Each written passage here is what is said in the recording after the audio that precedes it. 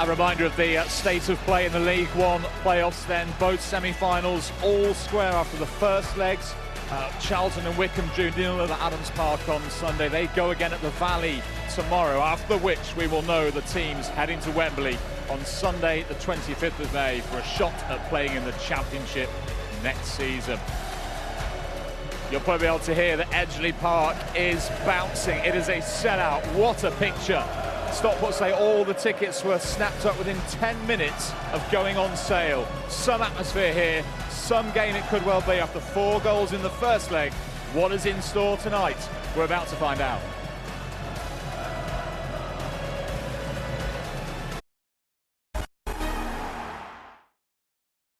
The tales of the unexpected we've seen in second legs. Wembley is the massive prize on offer.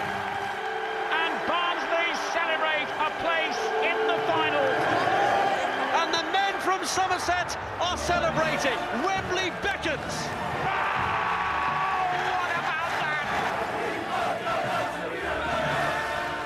Swindon marching down Wembley way again. What a tie! 4-4. Well, would you believe that? What a night! Sheffield Wednesday have completed the comeback of all comebacks. It's hot. It's a playoff miracle. And Oxford are just one game away from a championship reality. Are we going to get another memorable second leg tonight here at Edgeley Park on what is a really busy night across our channels, actually? Over on Sky Sports Football, Scottish champions Celtic are at Pittodrie to play Aberdeen, who are still chasing a Europa League place. At Sky Sports F1 right now, they've got day 2 of practice for the Indy 500, and there is tennis too. The Rome Open continues on Sky Sports Tennis, so lots of choice of viewing for you this evening. But here at Edgeley Park, on main event, it is loud, it is very loud. Huge sense of anticipation ahead of this decisive second leg with a place at Wembley awaiting the winner. I mean, Joby, the first leg was why we love the playoffs, and both teams went for it. Are you expecting similar tonight? I am, George, yeah. I think we've got 2 teams that want to attack, want to get forward, do score goals, and I certainly feel that they're at the best when they are actually doing that, so I can't see them changing for tonight. Of course, we probably expect Leyton Orient to maybe concede a little bit of ground and possession at times, but they have got that threat on the counter.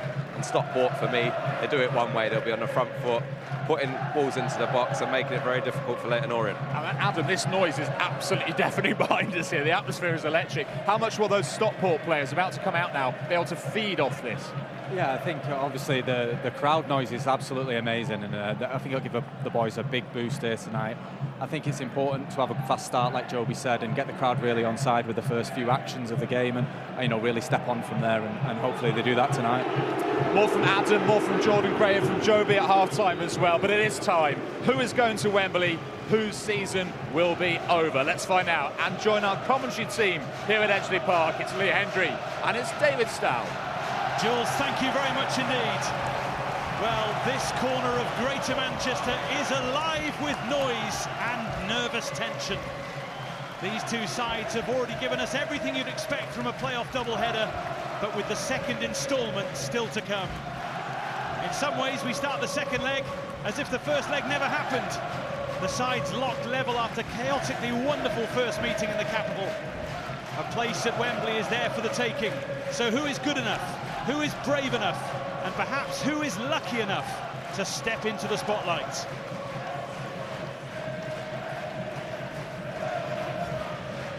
Stockport came through the weekend chaos unscathed injury-wise and are unchanged as a result.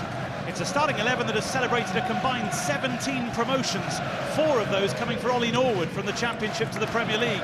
The former Manchester United youngster starred in the first leg and has scored 3 penalties and set up another 2 goals in his last 4 matches. The hosts are boosted by the returns to the bench of their player of the month for April, Jack Diamond, after a 3-game ban, and talismanic keeper Ben Hinchliffe, who's been out for 3 months. Richie Wellens shakes things up a bit from the first leg 4 days ago. His side is different by 3 and reverts to a back 4. There are returns to the starting 11 for Jack Curry, Jordan Brown and Ollie O'Neill, who makes his first start in some 4 months. Brandon Cooper, Randall Williams and Azim Abdullahi step down to the bench. Star striker Charlie Kelman has 8 goals in his last 7 games and 5 in his last 4 away from home. So naturally many look to the strikers to win matches like these, but you think inspiration may come from elsewhere tonight, Lee? Yeah, well, I went for the strikers in the first leg and I thought they did a great job. I just felt that Will Collett, particularly in the first leg, that he wasn't his normal sub. I felt that he had to do a job. It was a professional performance from Stockport. They come away with what they deserved, if not, should have been more. He didn't really affect the game for me. I just look at what he does at home. I would say he's a homer. 7 of his goals have been scored here out of his 9. And I tell you what, he is more than capable of stealing the show today. And likewise, Ethan Galbraith, I was so impressed with him in the first leg. And I mean, what he did, he adapted. He came and played over on this left-hand side from right back. He inverted, he drove forward in that second half. He was effective, and I feel that's why Richie Wellens has felt that this formation can cause problems to Stockport, because they did in them latter stages. He was absolutely outstanding. Well, what a first leg it was, and what a night in prospect tonight too. And these guys will have to hold their nerve and trust their men. Dave Challoner has managed in 10 previous playoff campaigns in 4 different tiers with 4 different teams. This is Richie Wellens' first as a manager, but he's won 2 promotions via the playoffs as a player. Who will win out tonight? That is the big question. The ticket to Wembley is in the offing.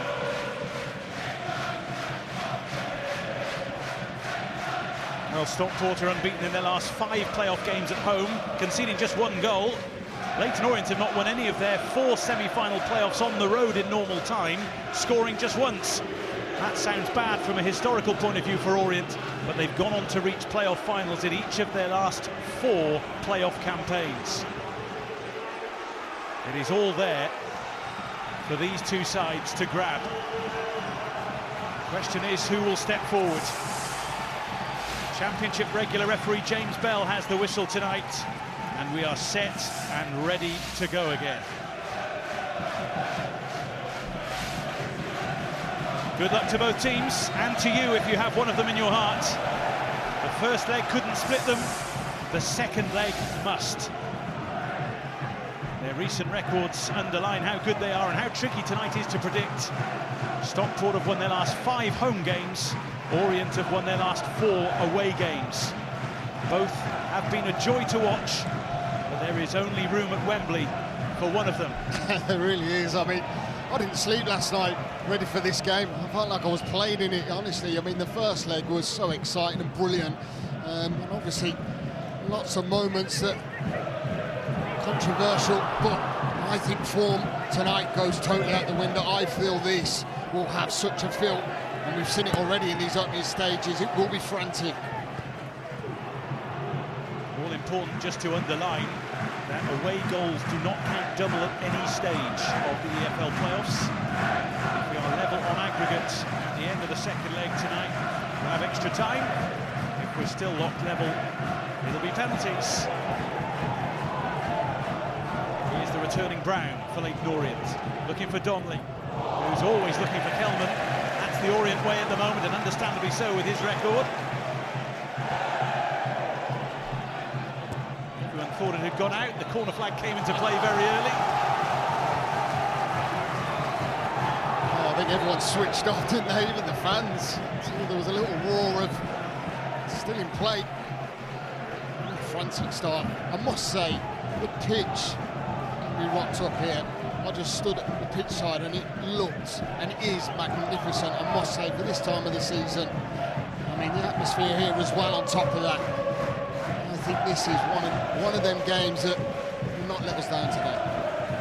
Well, it feels like an August evening, doesn't it, with the weather, and as you say, with the immaculate surface. Ethan Pye with a grab for the ball. Right in front of the Leyton Orient fans, who've been loud and proud ever since they were allowed in. Likewise, the locals here have already had a good few sing-offs. We're right in the thick of it, aren't we? Right between both sets of fans. And O'Neill is stealing in here. Oh, what a start!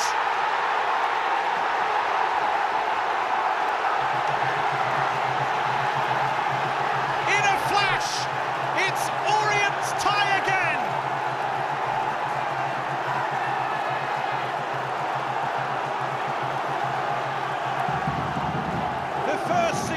That step forward in the second leg is made by Ollie O'Neill. Back in the team with a bang in the playoffs. Well, we were just touching, wasn't we, saying this will deliver, and it has. And I tell you, it's a brilliant finish, it's a brilliant run, it's a brilliant pick-up. Stockport, on the other hand, switched completely off. And you know what? Ollie O'Neill was magnificent when he came on the weekend. That little curving, arcing run, and then the finish is brilliant. It really is, because it's tight, it's acute, but he hits it hard at that near post. Corey had absolutely no chance. What a dream start for Leyton Orient. What a dream start for a young man who's only made 5 appearances, all as a substitute, since early January, due to injury. He put plenty behind that. Leyton Orient have made the most of a lively start. This is going to drop to Ibu Toure. And the riposte was almost instant. I'll tell you what, zipping off this surface, and Ibu Toure, he catches this probably too cleanly, doesn't he? Drives onto the ground, zips off the surface. It's a really, really comfortable save, but for a strike. Stockport County crucially trying to make sure Orient don't have time to settle with a lead. But here is Kelman. Jay. Donnelly. Trying to poke it back towards Clare, and Beckles steps in. Edmonds Green straight at Wooden. Just had to wait for the support. And in the end, he had to wait a little too long. Yeah, he didn't have an awful lot. Wharton, he was surrounded, and then that was a little bit of cleverness. Only Donnelly there, just backing in and avoiding the foul. Forward by Galbraith. Jay piling the pressure on Toure. It'll be an Orient corner. Oh, they've started really, really well, haven't they? Right at the traps. Come with a different formation. I tell you, they've really rocked the boat here. It's silence around that far side. Well, Richie Wellens made no secret of the fact after the first leg that his side were going to go for it tonight. Nothing to lose in his eyes. They have hit Stockport hard early. A little bit of sorting out to do in the middle for James Bell. Let's not forget, of course, that the last 6 games Stockport have gone behind but haven't lost any of them, including the first leg, where they came roaring back with a quick-fire double. They're firmly in defensive mode here, those in blue. Donnelly's corner. A little flick off the head of Fraser Horsfall, who was so forceful with his head in the first leg, of course. Hills trying to get it away as far as Donnelly. Floating another ball over. Curry was a little late on the scene, taking down Fevrier.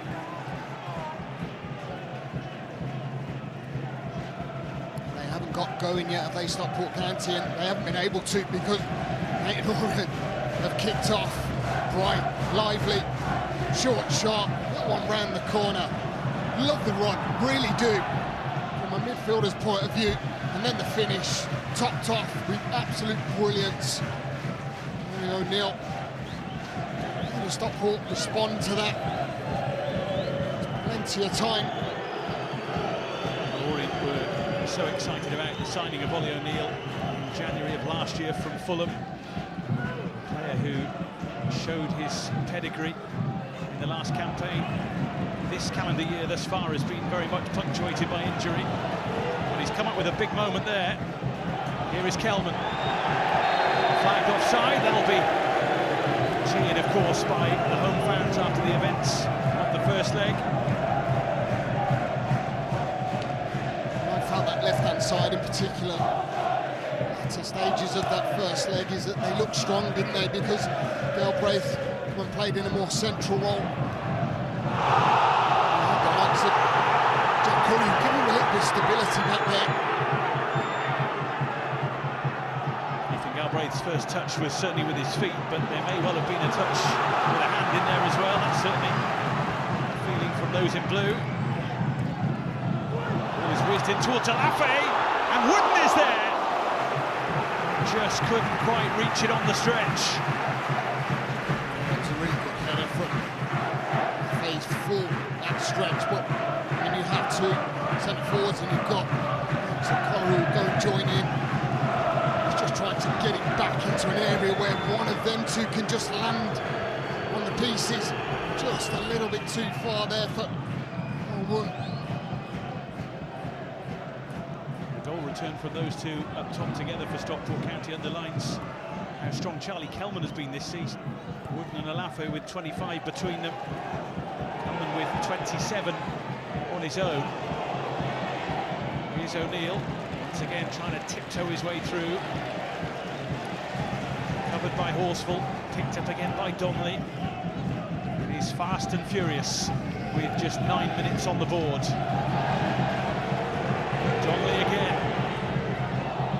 Jay is always a willing runner. Has three to look for in the middle. Just didn't quite roll Donnelly's way. EFL maybe needs to take that strike on himself. He finds himself running into a central area, just pushes that pass a little bit too far. Jay forced him a little bit too wide. Important when talking about goals with Stockport County as well to underline, of course, Louis Barry is still their top scorer, having left them in January. Someone who they really could be doing with in a game like this. That's helped goalwards and plucked out of the sky by Corey Adai, who kept his eye on it all the way from Sean Clare. They look quite good as well from here. Throw in from Curry. He's never going to loop over the top of Corey Adai. He's some size.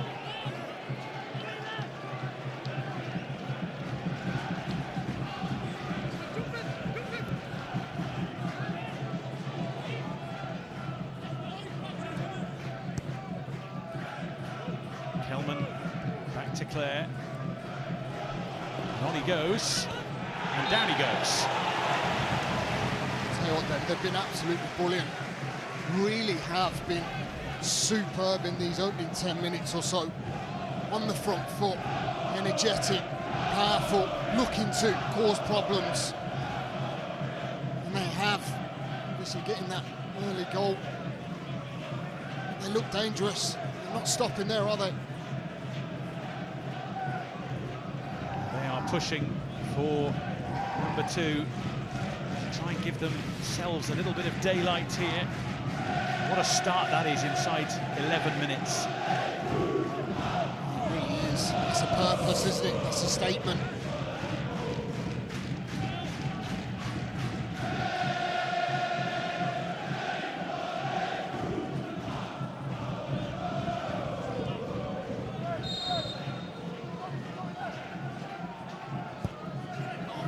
Kick is whizzed in, but is far too close to a commanding goalkeeper such as Corey Adai. That smacked the back of Sean Clare's head, and he's gone down. It's not stopped the players, there's a head injury there. Back of his head, Sean Clare. So uncomfortable, they can knock you all over the place, they can. I'm not sure that he even expected it. Corey Adai wanted to get on with it, he wanted to distribute a long ball into an area where Alafi could go and get on, maybe run onto that. Just have a look at this, it's not nice at all, not when you not know an awful lot about it. Well, that was a real part of the problem, wasn't it, that he didn't see it coming, quite literally, and thankfully is okay to carry on, although of course he'll be watched for a little while by the medical staff. We mentioned in the first leg, didn't we, that concussion injuries are very much an important part of medical care these days, whereas perhaps years ago it was a case of get up, get on with it. It's got to be, hasn't it? protection for sure these days. So important.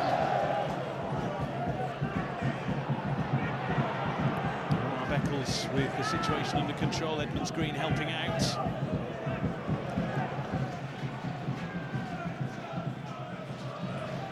Will bounce all the way through to Oriadai.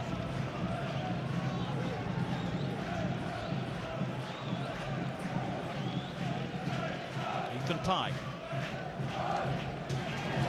Donnelly once again sprinting across to unsettle those in blue. Was that a case of foot up or head down? It's Galbraith and Alafe. It was a bit of both, wasn't it? Alafe's gone to head it, and Galbraith's never going to away from clearing his lines. Sydney's given. Bounce. They both got every right to go for it, but again, it's a dangerous one, isn't it? Because raising that foot goes under the category of subjective, which is why some referees might give it, others might not. Of course, there have been decisions already much discussed in this tie. Dave Chandler called the decision to allow Orient's opener on Saturday the worst refereeing decision he's seen in 15 years of management. Let's be honest, it's clearly an error. The challenge in that split second for the officials is to see who got the flick on and how that affects the overall picture. Unfortunately, on the day, they've come to the correct outcome, but as a general rule, PGMOL do engage with clubs regarding refereeing matters. And those conversations, of course, if they do take place, remain between the clubs and the authorities. Stockport County on the charge with Fevrier. Took two to stop him. Yeah, I think they've doubled up over there, haven't they? Because all chaos he caused in that first leg. I mean, obviously, Jack Curry's in there now protecting that left-hand side. Oh, what a horrible afternoon Brandon Cooper had. Not showing that second half. Every time he got it, he ran. Was direct and positive. Oriadai has come for this. In the end, the decision well and truly vindicated.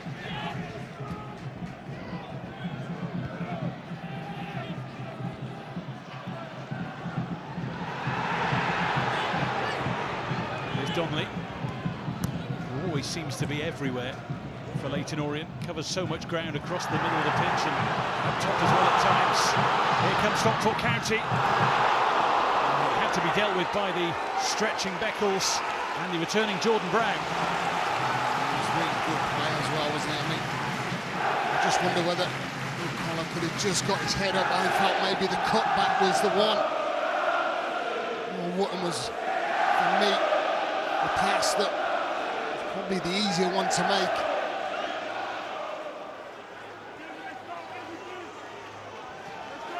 Everybody back in red, most forward in blue. And it's Fraser Horsfall!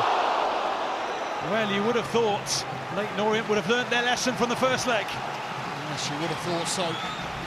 That was a solid header as well from Fraser Horsfall. I think it hits the much stanchion or even just below the post, doesn't it? But inches of claiming that equaliser, but it's a free header. Can't afford to be allowing Horsfall to have them kind of opportunities. It's a little bit of a let off.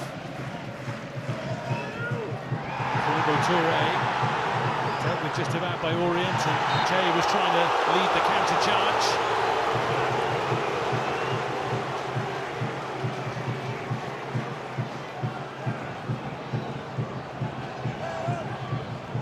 Wellens will be so cross though that Fraser Horsfall got to that header, because you can see why in that instance, and in the first leg as well, why 3 seasons ago Fraser Horsfall scored 9 goals for a centre-half. It's a handful, it's as simple as that, and he proved that the weekend, didn't he? And he's just proved it again. So I'm sure that will be a lesson to certainly learn. If there's any good delivery, he will pounce on. She winds up in the stands as usual.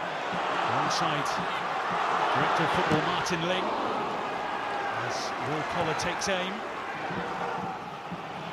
Charlie Kelman trying to tuck himself in behind Ethan Pye. Corey Adai needs a bit of help and got it from Horsfall. And Horsfall and O'Neill have gone down in a heap. And that's a lively challenge from Donnelly, and he's in the book. I'll tell you what, the intensity this game being played is really, really good. There's nothing better watching two teams really going after this game. Obviously, for the obvious reason, but the challenge is the zip. Everything about it has been brilliant in these opening 18 minutes or so. Stockport just slowly getting a feel for the game, aren't they?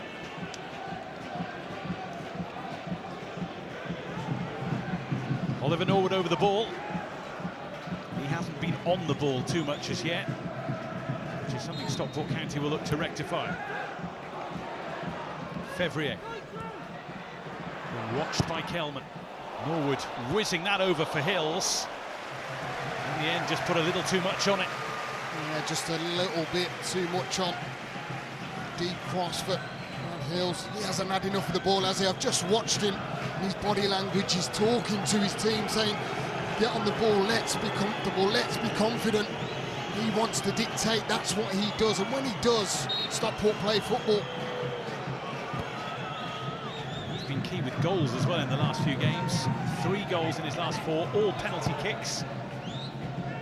That penalty kick technique and composure might be required from a fair few later on, we'll see. Not as we stand, of course. It is Orient heading to Wembley, but we learnt in the first leg you should never look too far ahead in this tie. For sure. This is the EFL. Anything can happen. Congratulations, by the way, to a couple of sides in red and white already who've made their way to Wembley in the Championship playoff final. Sheffield United and Sunderland. Sunderland in the nick of time last night, thanks to Dan Ballard's elastic header into the Coventry City net. Is that what you call it, David? Well, Elastic? It was a remarkable body shape unbelievable to score the goal, wasn't it? Just when you thought it was heading to spot kicks. A reminder that you have to prepare for anything and everything in the EFL playoffs.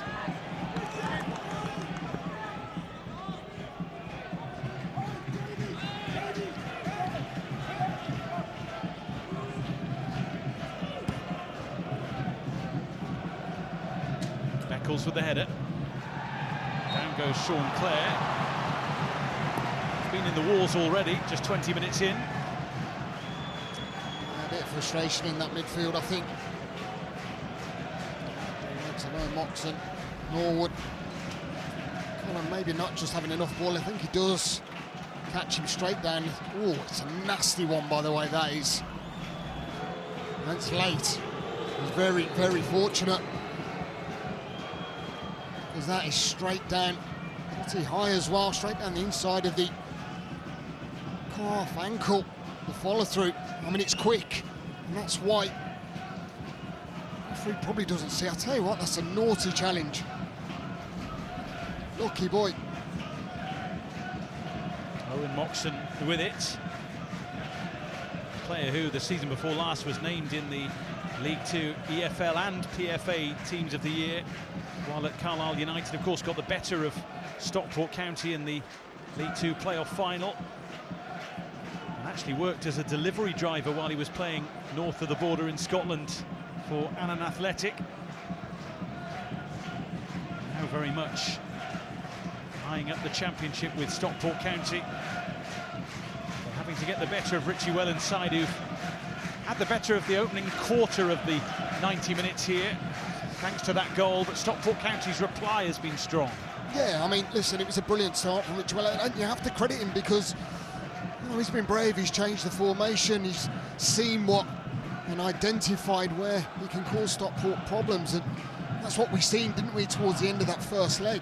So he's come here on the back four.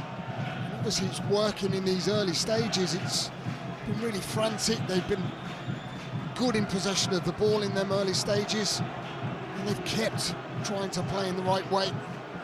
We'll need this man on the pitch though, Sean Clare, because he is really, really important for Leyton Orient. It's good to see that he's up and he's on his feet, because that was a nasty challenge. Scored a terrific goal in the 4-1 win here in September from the acutest of angles. This is his 15th game in a row in the Orient playing squad, having missed the previous 7 with injury.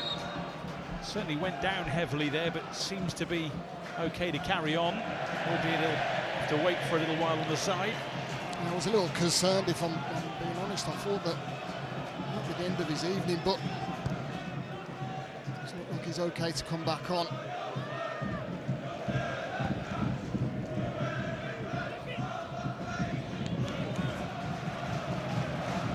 Oh, what an unpredictable division this has been at times.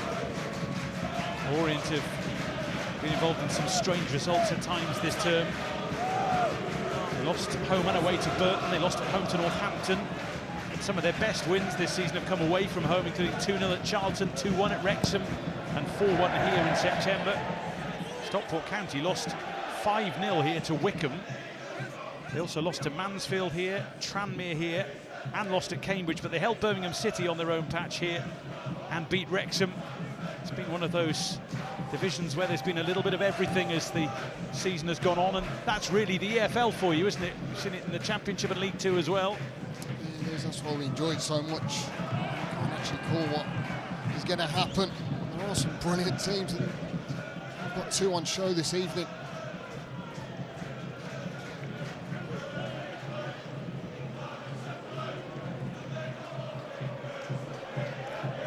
Here's Toure. Moxon. Sean Clare now back on the field. Moxon goes again. Stockport settle for the throw.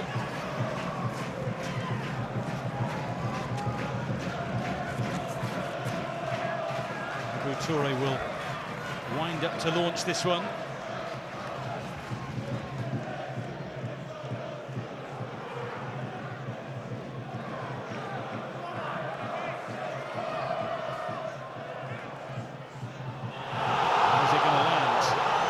Of hands, not entirely convincingly, but of course we saw one of those in the first leg that didn't seem clear-cut at first. I'm sure we'll get a better view of that.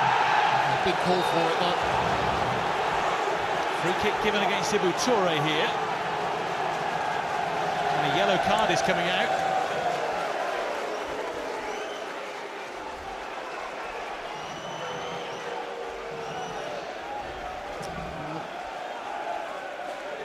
Here's the shout for a penalty. I mean, that'd be very harsh, wouldn't it, if it was given?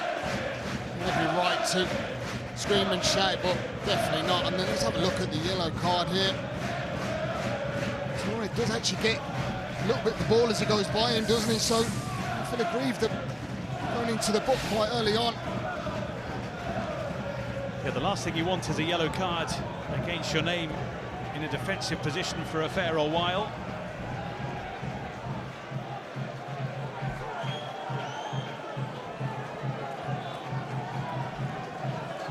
It'll be Donnelly to take.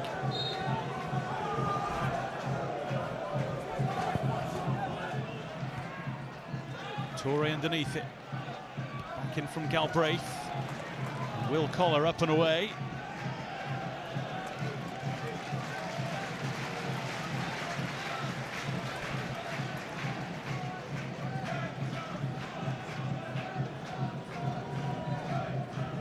Ethan Pye.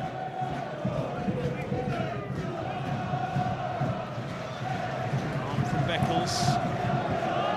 Whizzed forward by Galbraith, and Kelman gets no change out of Ethan Pye. Just looked like he was going to accelerate away there, but Ethan Pye showed his powers of recovery. I felt that he just had a little look at the linesman. Just looked over to see if he was onside. That might have just slowed him down rather than taking a touch forward. It was a super touch, wasn't it? It just sort of glimpsed over to see if he was on. Brilliant defending in the end. Toure. Michaels had to make sure he got to that first. Jay was down. Toure trying to get him to swiftly get back to his feet. That's the perils, though, of being on a yellow card so early, rightly or wrongly. As you said, being in that defensive position as well, you run the risk, don't you? Advantage played for the challenge on collar, and then it's poked away by Sean Clare.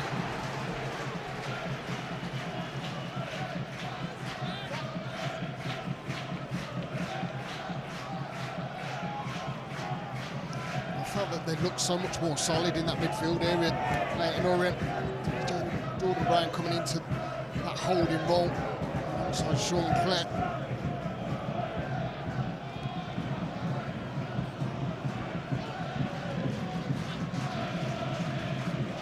Fraser Horsfall saw the run from Alafe, but so did Josh Keeley.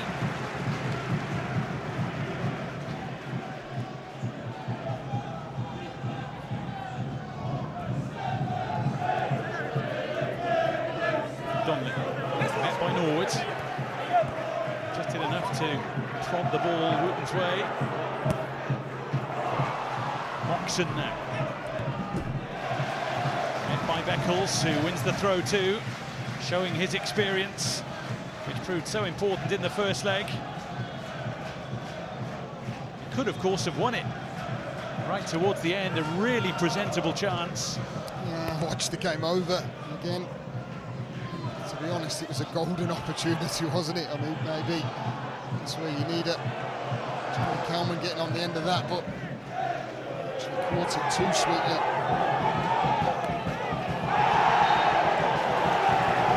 From Toure on Donnelly. Orient trying to get on with it quickly, too quickly, because it was rolling. He has to be careful, he really does. I mean, there was one moment to go, but then start giving away cheap fouls, and you can see quite clearly the tug and the pull. I'm sure that will be identified and watched very, very closely. He's an experienced player, 30 years of age, Ibu Toure. 3 promotions under his belt. A couple with Salford, one with Stockport. Cross is a good one. Kelman was there, Beckles couldn't quite take it with him. Now Alafe with Collar on the run. Fevrier trying to keep up. And all those in red are too, and the combination of Curry and Brown came to Orient's aid. Yeah, brilliant defending. I mean, Collar just didn't realise that he could have just slipped that ball to the right-hand side. It's easy. Me saying it here on the gantry, but that was the ball. Chose to go alone, and brilliant defending, credit. Kelman drifting around a little now. A lovely running cross, and it finds Donnelly. He just couldn't kill it. O'Neill it was who created, and Donnelly couldn't quite make the most of it. Now Galbraith as well to make something out of nothing.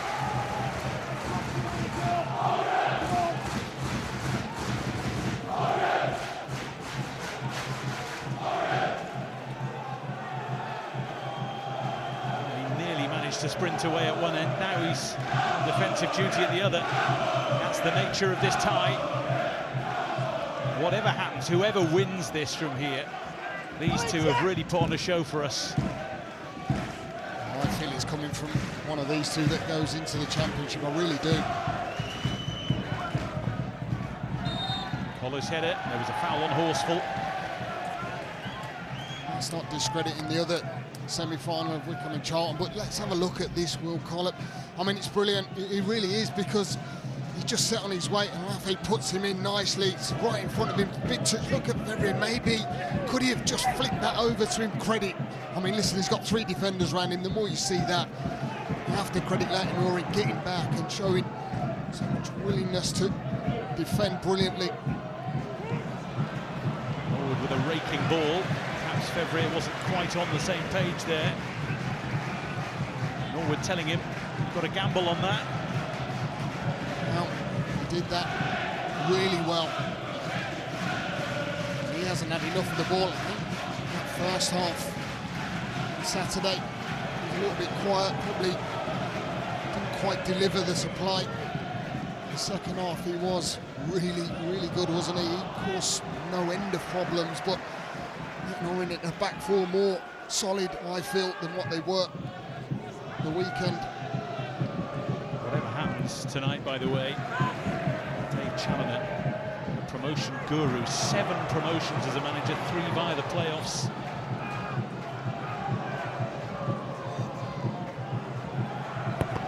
Trying to push for an equaliser here, his side. Ibu Toure wins a corner.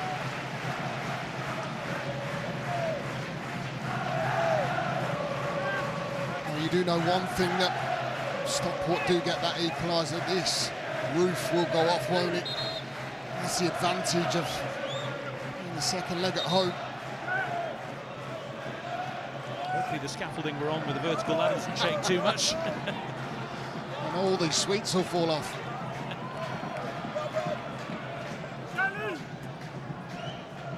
Well, you can understand with everything that's gone before why these two are toe-to-toe, head-to-head, shoulder-to-shoulder. Beckles watching Horsfall, and the roles are reversed at the other end. A corner with plenty of height on it, and unfortunately for Alafe, so was his header in the end. Yet again, I mean, that is a real good opportunity. Guess who's on the end of this? It's that man Horsfall. He just guides it back, he gets away, he's not marked. It's not great defending again, I must say.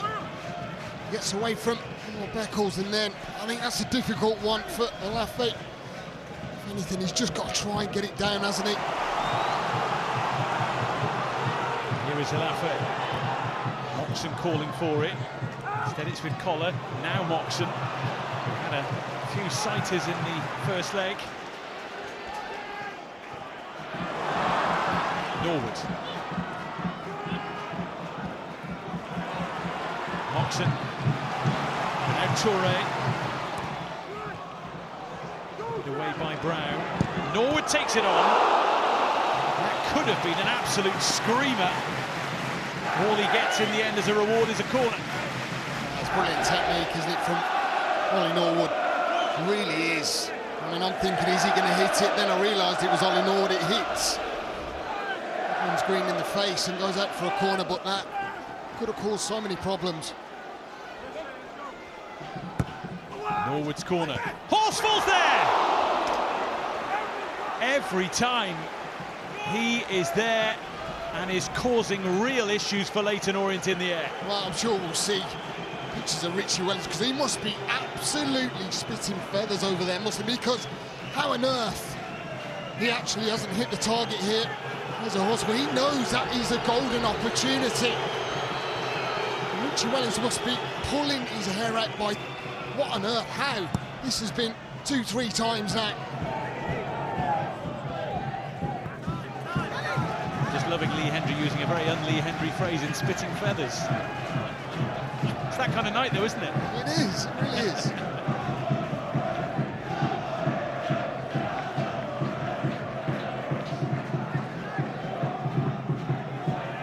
Here's Galbraith with the throw. Closing in on the final 5 minutes of the half. As a neutral, you just don't want the half-time whistle, you don't want the full-time whistle, you want these two to just keep going at it. Jay slows down Ethan Pye. Toure away. Alafe, nicely done by Wood, who against the return but has Beckles in his way. Not the back pass Keeley wanted. I think, listen, if you ask both managers, they wouldn't want half-time whistle. I feel that maybe Richie Wellens might be the one that surrender that, just because Stockport, I feel, are just a little bit more of an edge now, aren't they? They've grown into the game. The confidence is starting to come. They're causing problems, particularly from them corners that we've seen.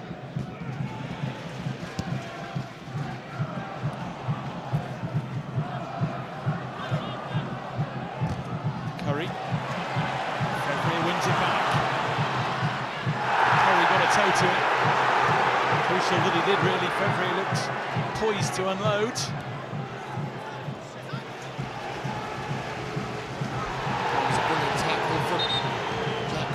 Because Fevrier was looking, wasn't he, to maybe take a shot on from that sort of range. A little bit of something off the ball there. Brad Hills it was who ended up on the deck.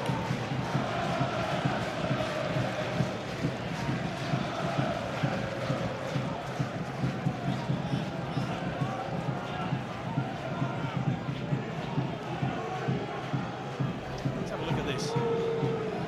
Just giving them a ticking off there. Oh, look, it was just a high boot, but it's nothing, is it? They're both having words. There's a bit of frustration, a bit of pushing. I've seen a lot worse, David. You've done a lot worse as well, I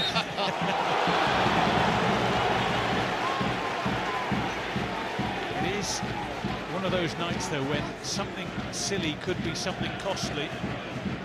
While there's nothing really in that, it's ill-advised to get involved.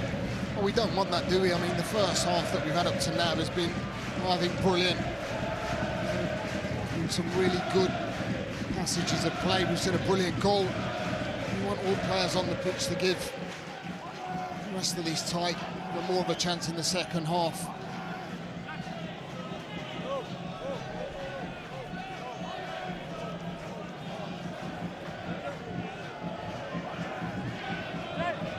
Jamie Donnelly over the ball.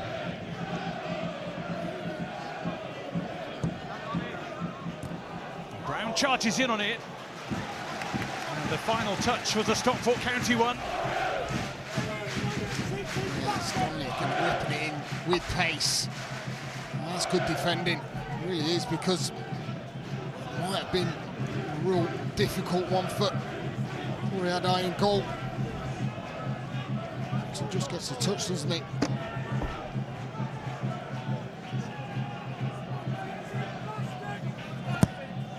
O'Neill's corner.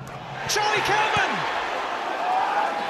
And just as he was about to celebrate, it was scooped away by Ethan Pye. Wow. I mean, this is brilliant. It really is. Probably one of the smallest players on the pitch in Charlie Kelman, but we've seen what he's done all season in front of goal. These are a slight one off the shoulder. Is it a header? It just comes off the underside of the bar and it is lashed away. So close to goal number 28 of a prolific season. I actually think it did just come off the shoulder, didn't it? Didn't look like he got a full contact on the header. Case of what might have been at both ends, really, because Stockport County have had their moments for sure in this first half. As indeed of Leyton Orient now. Well, it was a brilliant ball in. O'Neill, and then here it is. It's off the right shoulder. I mean, if he gets a head on that, is it a little bit different? I'll tell you what, probably not. Actually, almost done him a favour, but it done Stockport County one in that crossbar there. 27 goals this season. It's the most goals in a season for Orient since Peter Kitchen's 29 in 1977-78. Charlie Kelman only had 2 touches in the opponent's box in the first leg, and he scored goals from both of them. They were his only shots of the game, and he made them count. Let's not forget, someone has to win here tonight and get through. Will face one of these two sides at Wembley, Charlton and Wickham. A goalless, largely uneventful first leg, I should say, but tomorrow night at 7:30 on Sky Sports Football has to be different. Someone has to come out and make things happen and book their tickets to Wembley.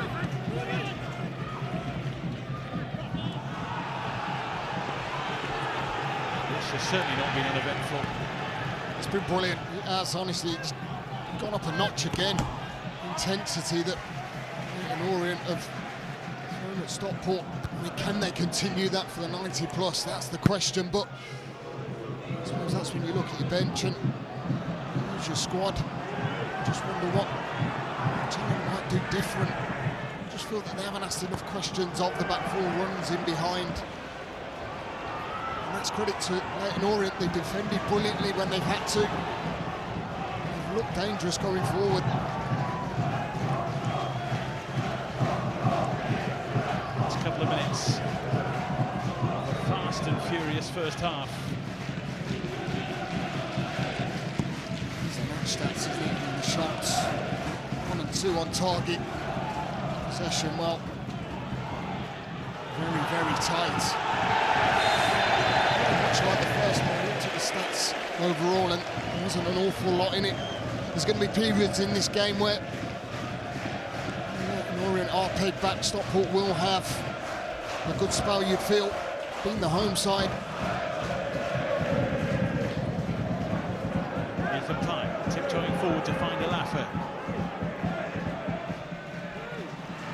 Fevrier. Every time he gets the ball, plenty make their way into the middle. They know something's coming in. This time it's scooped away by Edmonds Green with Keeley calling behind him. Jack Corey's been brilliant on that left-hand side, playing left-back. He's not giving any room, any space to Fevrier. And Hills. Oh, when he finally got a chance to get a touch, he overcooked it. It's interesting you mentioned Jack Curry, though. I was speaking to Richie Wellens after the first leg. He was talking about how he wanted to make changes a little earlier on Saturday, but a few of the players who came on couldn't play too long after recent spells out with injury. It's about managing the minutes. It's the difficult part of managing, isn't it? You want to get your best players on the pitch, even when they've been out and they're back available, but you have to manage time.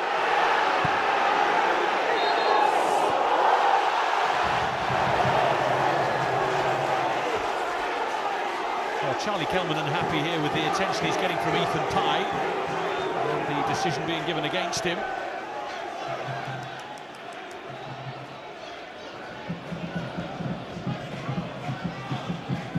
Hills. And it goes off O'Neill.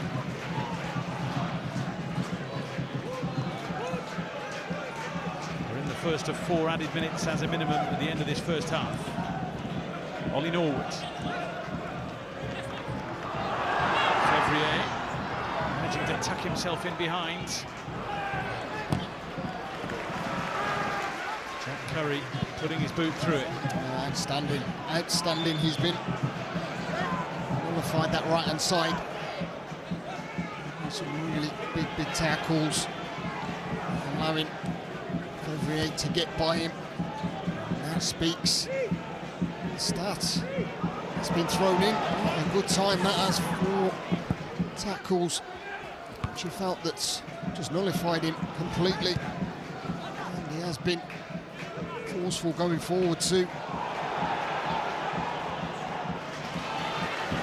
Galbraith here. Maffei tucking in to slow him down at least. Donnelly for Beckles. Jay. Doing well to shrug off Ethan Pye. Kelman is lurking. Jay goes for it. He saw the headlines, he saw the glory, he saw a 2-goal cushion. And I've seen him do something similar. Huddersfield, this kind of the season, it was brilliant. And this is where, when it opens up, an attack-minded player, you're never going to pass from that sort of range, particularly late on. Well, he had a dream of a final day of the season, scoring 2 and setting up 1 in the big win at Huddersfield Town.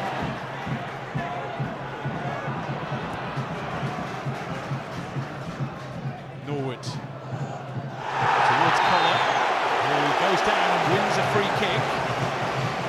With time ticking away at the end of the first half, in a handy position they haven't done enough of that.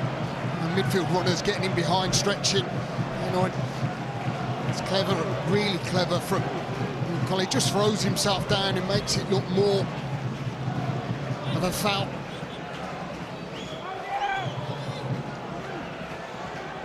So Collar wins it, but it'll be Ollie Norwood to take it. Although Jaden Fevrier is coming over for a conversation.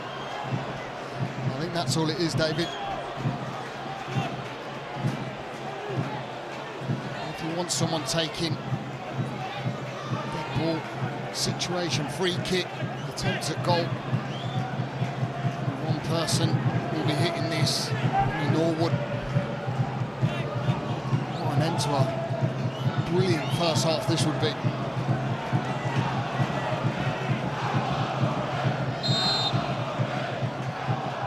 Oliver Norwood, straight at Keeling, who saw it coming all the way. Yeah, it was a good strike, but it's an easy one for the goalkeeper. Doesn't have to move, so it has to be solid. It's not often, by the way, that a goalkeeper wins goal of the season. But Josh Keeley did just that this season, scoring the added time equaliser in the FA Cup second round extra time win over Oldham. And that is that for a first half, just as lively as the first leg was. Indeed, it's a shame to hear the half-time whistle, because this encounter has been pulsating from the start on Saturday to this point on Wednesday. Ollie O'Neill's goal, the only thing to split these two sides on the night and on aggregate, amid chances aplenty at either end of the field. I wonder what we're going to get in the second half of the second leg. It'll be decisive, you'd imagine. For now, it's Stockport County 0, Leyton Orient 1 on the night. Leyton Orient lead by 1 on aggregate.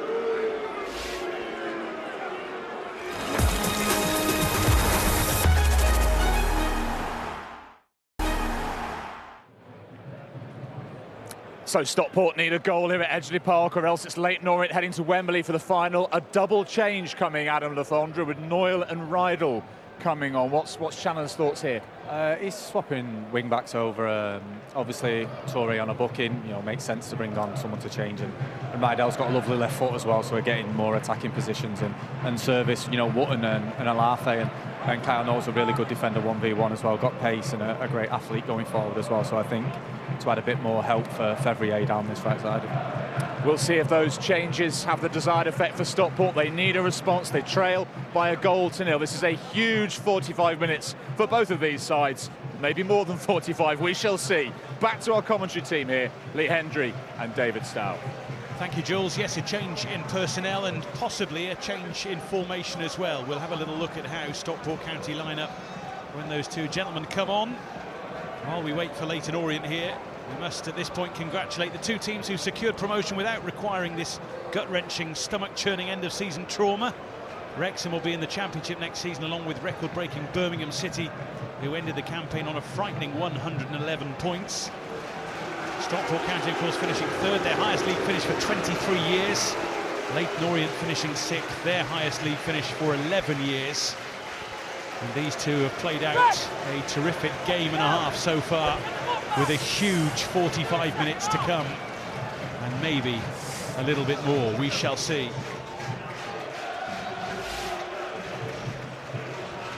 So Noyle and Rydell on, Toure and Hills off.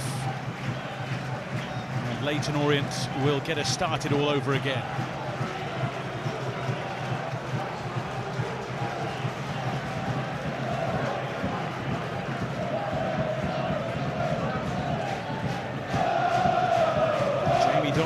Over the ball as the fans find their voices again.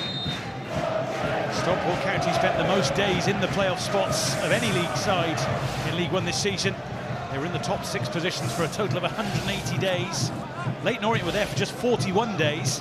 And to underline their rollercoaster campaign, they spent nearly as long in the League One relegation zone this term. 38 days. They were down in the dangerous positions at the bottom. What a second half to the season it's been for those in red and white. Let's see what they can serve up, and indeed Stockport County as well in the second half of the second leg.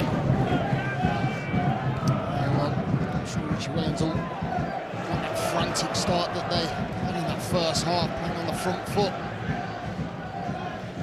Very, very good. I thought that Stockport grown into it. Interesting to see Dave Challoner making that couple of changes. Obviously the ball into Toure, but looks like they have gone to a back four. Maybe a few bodies a little bit higher up the pitch, utilising them wide players a little bit better. Everyone has been quiet, and I'll put that down to Jack Curry's been.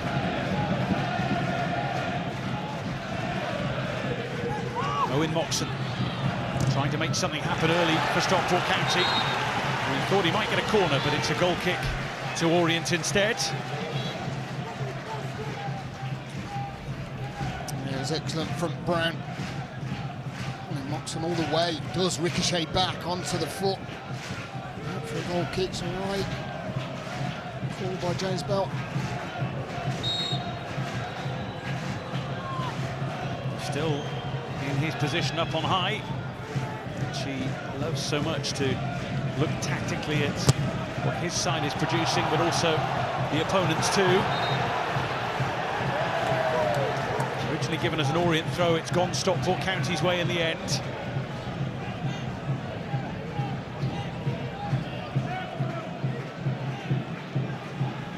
Moxon in from Rydell towards Wooten. It was just a tad too high for him.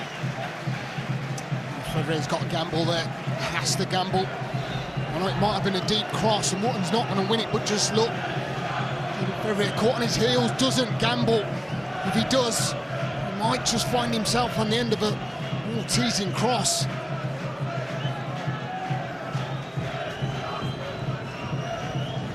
He's made the changes and he's tweaked the system. After the first leg, he gave one of those answers where he almost interviewed himself, saying, would I have taken that before the game? Arguably. Would I have taken being in this tie? Arguably. Do I feel that we feel aggrieved we've not won the game? Yes. There'll be a lot running through his mind as this develops. Kelman on the charge and chipping as well, and finding Corey Adai in inspired form. Yeah, I mean, one ball over the top just shows that top marksman in the league, Charlie Kelman, love the fact, just gets on his toes, gets on his way, knows it's two defenders back there, just has that little bit of strength, doesn't he, to brush off. Moore's fault is good, and then what every good striker does, hit the target, make the goalkeeper make the save, which he does. Almost gets himself on the score sheet again. Comes the cross for... Now, what you mentioned there, so important. I remember speaking to Lou Macari many years ago about what's lacking in attacking play. He was talking about the fact that not enough players hit the target these days. They hit the ball too hard at times, therefore the finish is a little wild. But we have a few out there tonight who very much always just look for the target, have that composure, have that finish up their sleeve. Top strikers, that's what they do, don't they? And it's not about hitting it as hard as you can. Yes, at some stages it is, but sometimes it's having that little bit of cleverness, that finesse, as you take a shot and making sure you minimum two, don't they? And it's not about hits at some stage, sure that you are testing the goalkeeper. Well, in this calendar year, he has more... As it is, but sometimes it's having that little bit of cleverness, that finesse, as you take the player in English domestic football, 4 more than Alexander Isak, 6 more than Mo Salah. Oh, is that a back pass? Yes, it is. From the eyes of James Bell. Stockport County were hoping Josh Keeley would pick it up, and he did. Do you know what I was wondering? What is he thinking? Because I could see he was going to pick it up, and it was delaying, it was stopping, it was, what do I do? And then he just, you can see it here. I mean, could you say it's a pass back? It's towards his goalkeeper. There, he's waiting, he's dwelling. I mean, obviously they're going to appeal that it wasn't a pass back, but it's come from his own player. Well, this is about the only thing we haven't had in the tie so far. We've had pretty much everything else. We may as well have. I mean, it's harsh, isn't it? Because we just don't know whether that actually was initially a pass back, but there's only one way he's facing, one way he can go, so Beckles looked like he was trying to play it back to his goalkeeper. Well, this might well be about Stockport County force or Stockport County finesse. Bodies will have to be put on the line in red and white, that's for sure. It is Fevrier, and there is no way through. Brilliant, absolutely brilliant. Josh Keeley will be breathing a little bit easier now.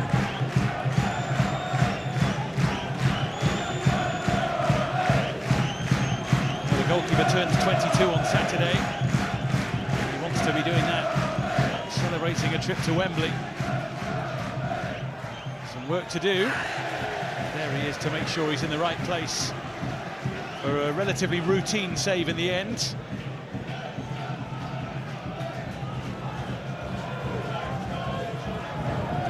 Edmonds Green.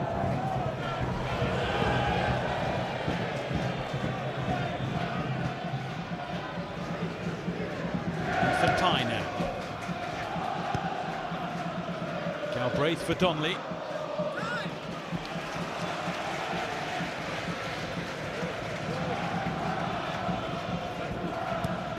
Forward by Beckles. Kalman giving chase. And we're already at that point where people have to believe, but the minutes tick away and that belief just ebbs away. It'll be real torture, can't it? You can see on the faces of the home fans. Donnelly trying to find a way in towards Kalman. Oh, and it was let go, and I had it and lost it. And it just underlines how on the edge this game is. It is. No one wants to make a mistake, and horrible. That'll be a yellow card for Jordan Brown, and Stockport County will have to take that free kick again. They went on with it a little too early. It was an easy one for James Bell, wasn't it? Because only one thing that's going to happen here, and Bell's just going to continue going forward, so inevitable what was next.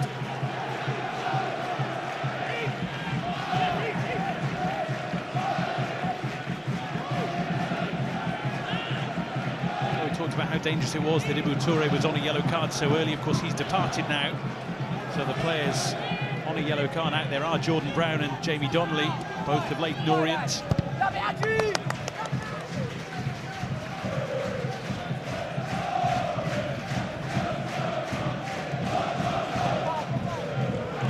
Norwood finding a gap, looking for a colleague. Kyle Wootton closest to it, just couldn't angle the ball goalwards enough.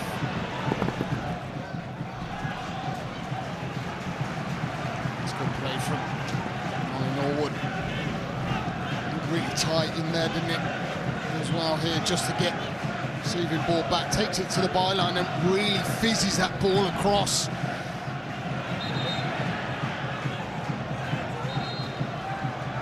It's the kind of crossing that can hit anyone and go anywhere. It's a good delivery. Anything at pace, you just want someone to come and tap that near post.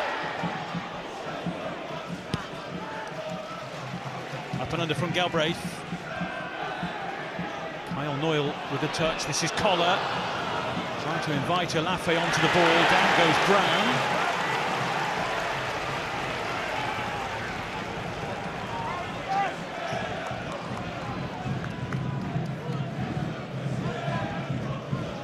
Really carved a real clear-cut opening, have they, Stockport, by the first half run where Collar's gone through. It's come from corners where they've looked dangerous.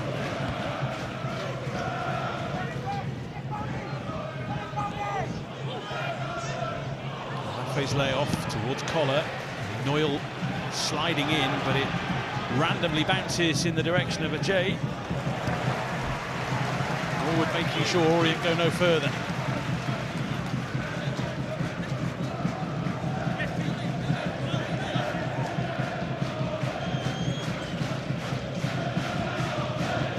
As this tension increases, it's always interesting to see how different people react in different ways. Some fans get louder, some get an awful lot quieter. Some players step up and some perhaps dip into the shadows.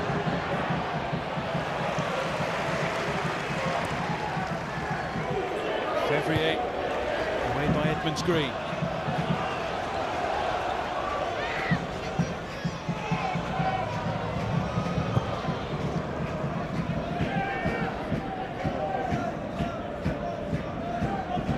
Brown, forward by Clare.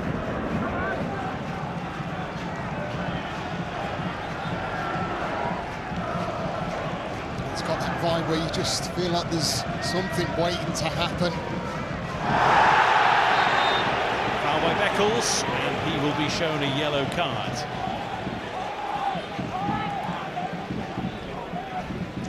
Cards are starting to come out now. Have a little bit of play there from Kalafe, just drawing in Beckles.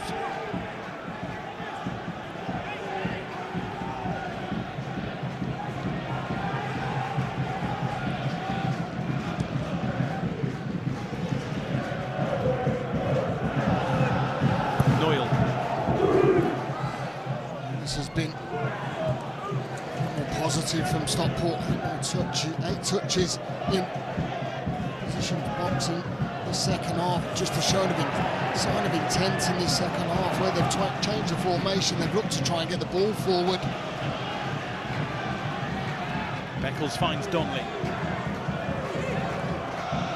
Just waiting for others to join him. Finds Brown in a bit of space.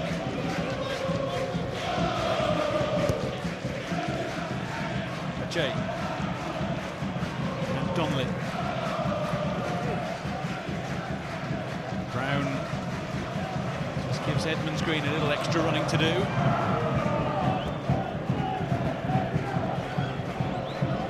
Stockport County are preparing Jack Diamond. He had a terrific April.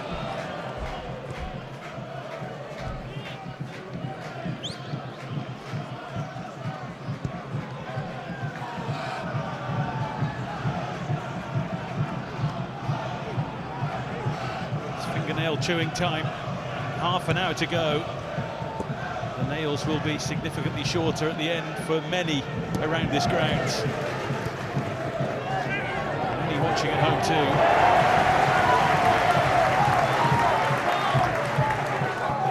It really is a full body experience being involved in the EFL playoffs.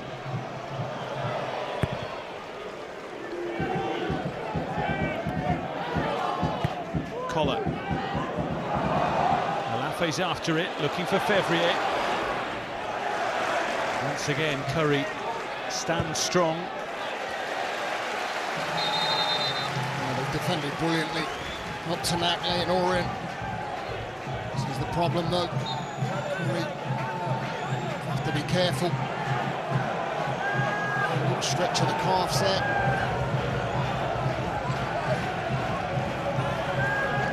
We're hearing that Jack Diamond will replace Jadon Fevrier, but not quite yet. Fevrier's throw is dealt with. There's no Ibu Toure long throw now for Stockport County. And it goes towards Alafe, and Horsfall was lurking as well. The ball is in the net, but it won't count. The whistle had already gone as welfare of Sean Clare is checked upon. No, it's not Clare, in fact, it's Edmonds Green, isn't it, who's down? It was a brilliant ball in, wasn't it, as well? He had to make sure that he headed that clear. Brave header.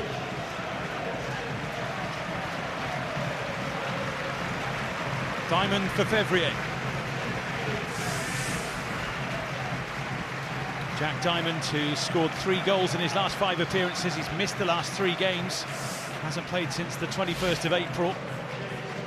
A promotion winner via the National League playoffs with Harrogate in 2020. He scored in the victory at Wembley against Notts County.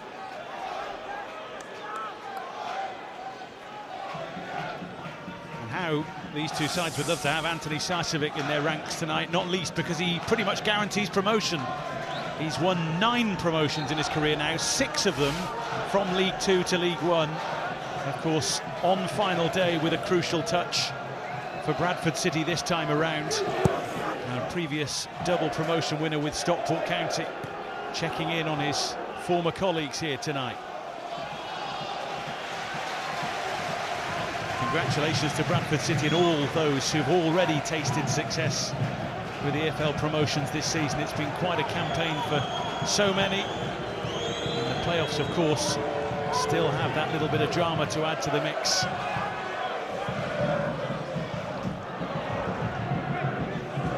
Edmonds Green. Will break for Brown. Donnelly. He's winding up, but for Ollie Norwood.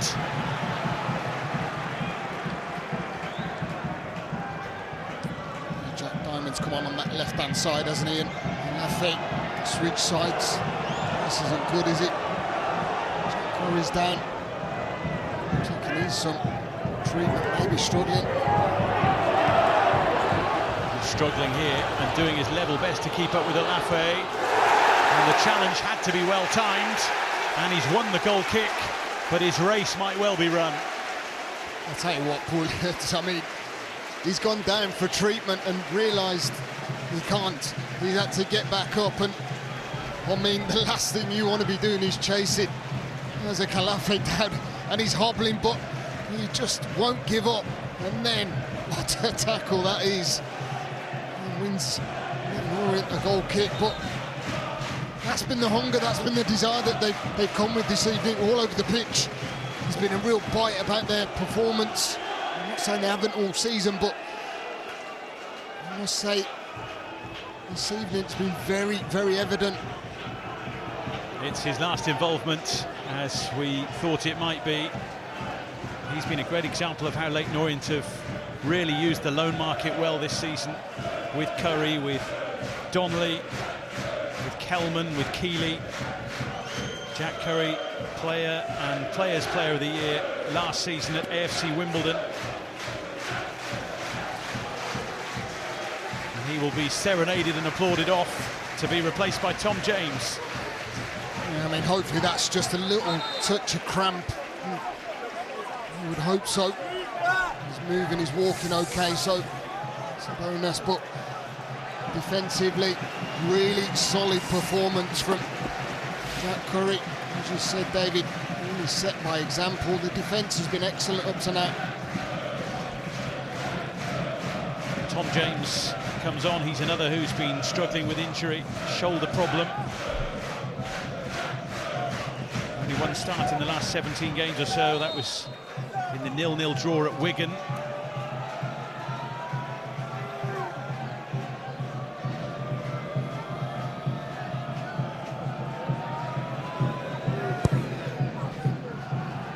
Keeley away.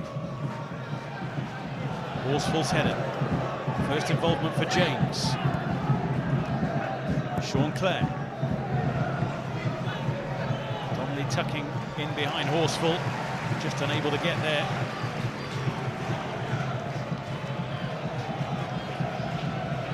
First senior international call-up for him this season. 8 goals, the most assists in League One. He's had a terrific campaign too. Stockport County needs someone to step up here in the final 25 minutes.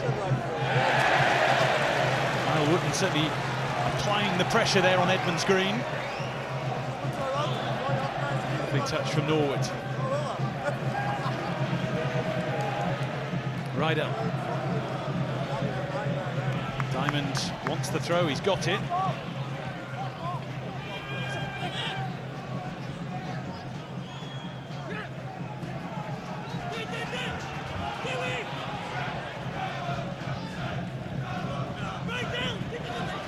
play it goes.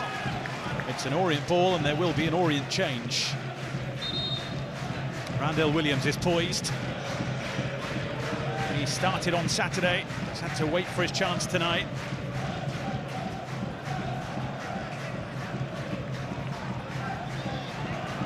Well, the board isn't quite up to speed, but it is Ollie O'Neill who is going to be replaced, and he has had the most telling contribution of everyone tonight. Yeah, it was a brilliant finish. Great bit of movement as well. I know they've obviously worked on this. You just don't pick him up, but that is an outstanding finish at the near post early on in the game, and Leyton Orient on their way.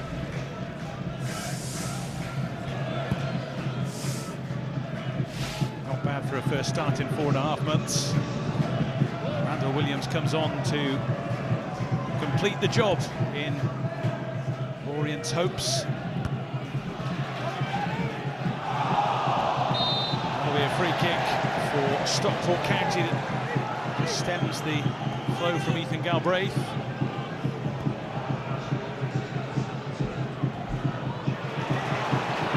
Donnelly.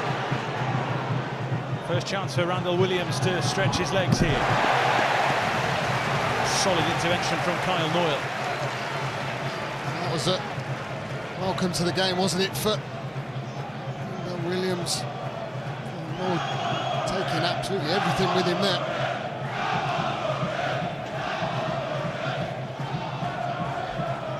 Three-quarters of the second leg gone.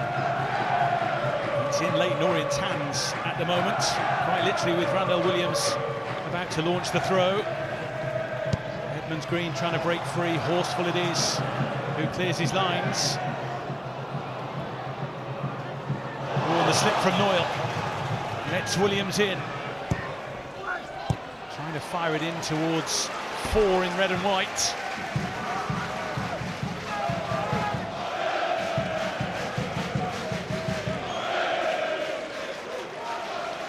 Leyton Orient fans down to the right-hand side of us have been absolutely outstanding. Non-stop, and you can totally understand why.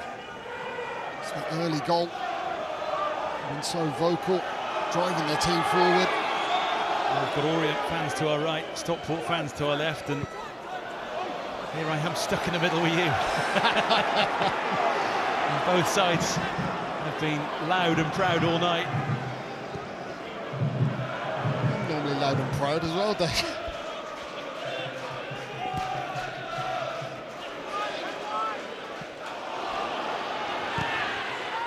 Chantaire misjudged the bounce, but managed to shepherd it back towards Edmonds Green.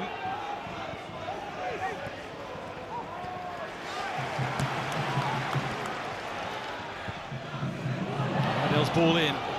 Missed Wooten, and how about that for composure? Tom James. Casual, very, very casual. I love it. Brilliant from Tom James. That might be his first touch as well, by the way. It's really first class. Just cushions it off the chest. No problem. Well, it's quite a skill to have that composure amid the chaos, the tension, the nerves, the drama. And the doubts, of course. This is when the doubts kick in, whether you're watching or playing. Can you get the job done? Can you help your team to get the job done?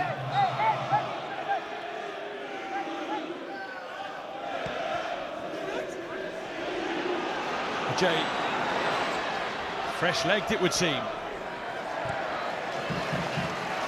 The ball just popped up and he ran out of steam at the vital moment.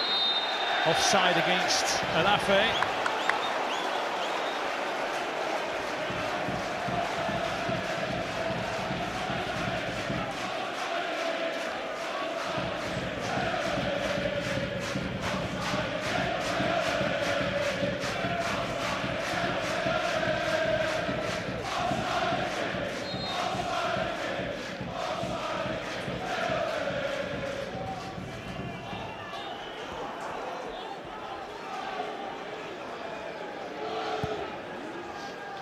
Keeley away.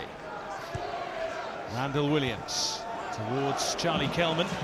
whose chant was just recycled with the word offside instead of Kelman. And Charlie Kelman will look to try and get on the end of this if it comes his way. Donnelly trying to find a way through. It's Coriadai. He steers towards James, and now Donnelly, and now Kelman, who takes it on and on. Just couldn't apply the force required. Donnelly wanted the free kick in a key area as well. I think to James Blunt lets things go on. Kelman gets on the ball, trying to just work something.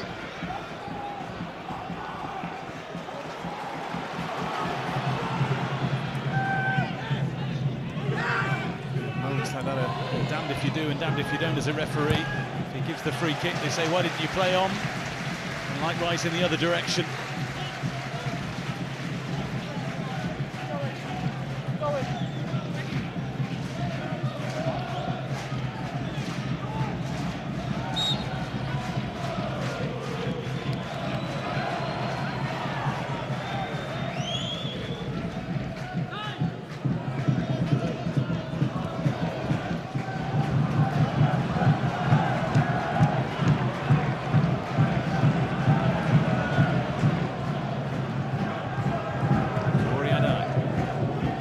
Towards Wooten and Alafe. Sean Clare wins the battle, not once but twice, although Norwood does manage to poke it through. This is Collar and Norwood. Oh, that was very nearly very dangerous for Josh Keeley, who recovered his position just in time. He really did. I'll tell you, it's a delivery that I'm sure was a cross, but it had all sorts on. From Norwood to just parry it down, and unfortunately there was no one there to pounce. Stockport are preparing a couple of changes. As football fans, you dream of nights like these when they come. They can just be a little too much if your team doesn't produce the goods.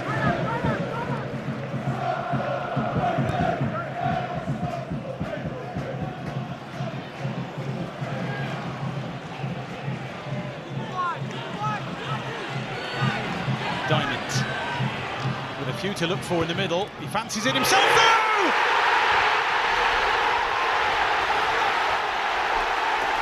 Stockport County have the goal they craved! A messy goal, a scrappy goal, but quite possibly a priceless goal! Wow, wow, wow. All of a sudden, it's flipped. As we said, it's erupted, it's official. And Jack Diamond, well, although he turned this pass down, but he drove inside. This is a brilliant finish, absolutely brilliant from Alafe. But have a look, because Jack Diamond drives, it's not the greatest of strikes, but that touch, exquisite, by the way, Isaac Alafe. Brilliant goal. His vision, he knows if he can just guide it in, which he does. Oh my word. Unbelievable. This is the playoffs. Tanto Alafe, the toast of Edgeley Park. And many fans, many people watching at home and in the ground were perhaps unaware it was he who got the final touch, and what a touch. Yeah, it was brilliant. As I said, I thought Jack Diamond turned down the opportunity to play a pass, but he knows that he has to put something on it, and he's backs to goal. The Cruyff flick is always going to send the goalkeeper the wrong way, because he's going down thinking that he's just going to collect that shot from Jack Diamond. Credit to Alafe, he improvises and he gets his rewards. I'll take it back, it wasn't messy or scrappy, it was genius. Guess what, we're level again.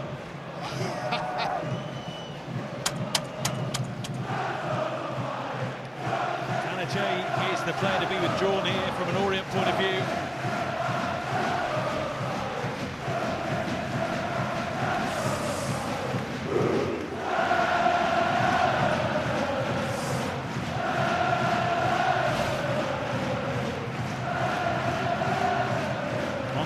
Nazim Abdullahi, who scored off the bench on final day at Huddersfield.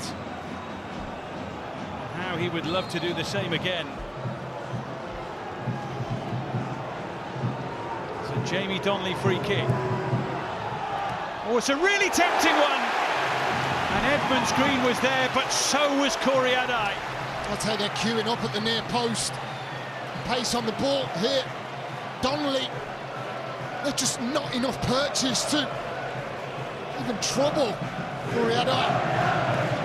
As green as it might get the last touch, put it straight at him. Anything either side corners. Could have been 2-1.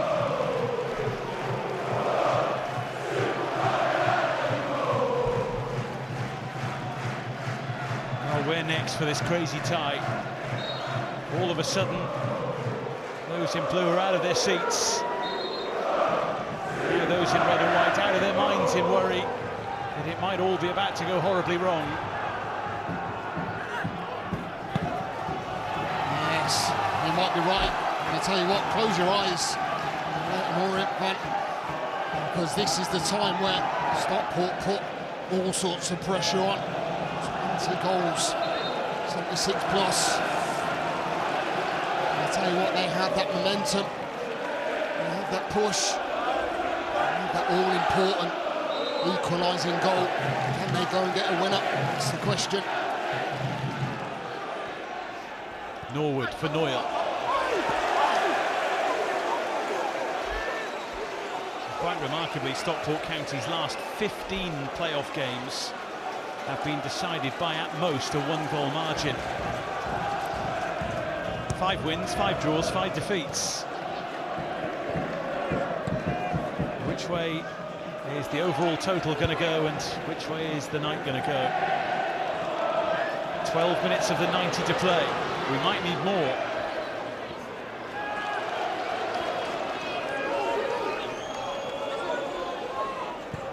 Moxon and Keeley.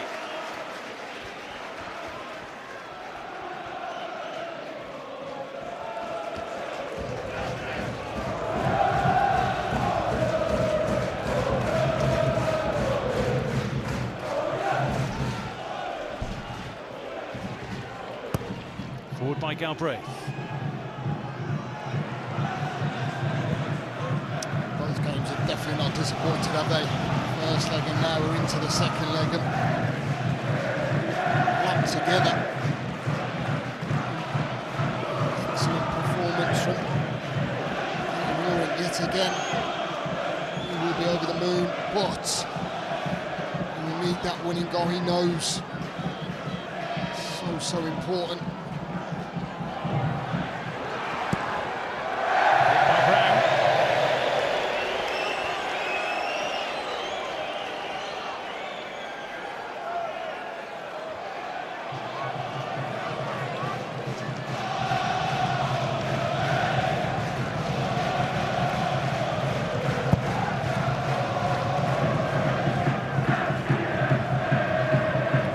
James.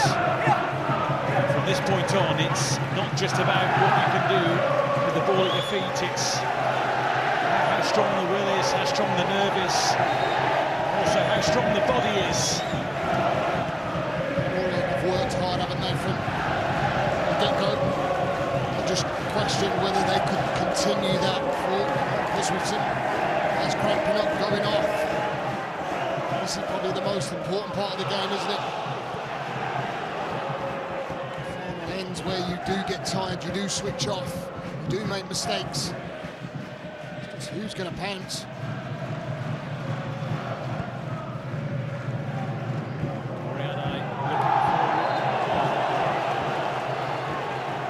James crumples. Orient have the free kick.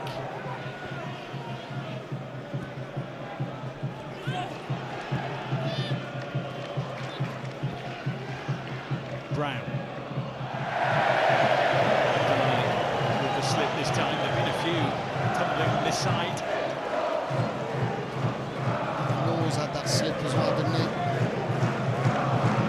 He's come on the left now, and Williams come on the right side.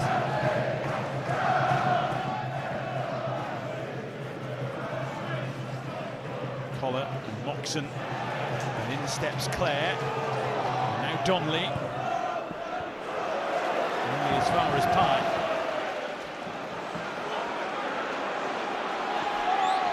Diamond. He just injected that little bit of something for the goal, albeit something that was turned into something special by Isaac Alafe. In by Noyle, and Collar was there. Arriving late, trying to force it goalwards.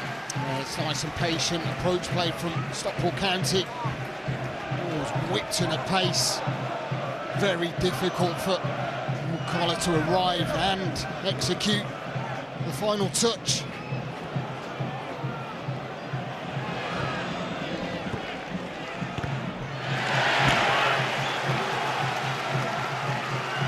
Some players starting to take a few ill-advised risks, perhaps. Odin Bailey will join the action shortly.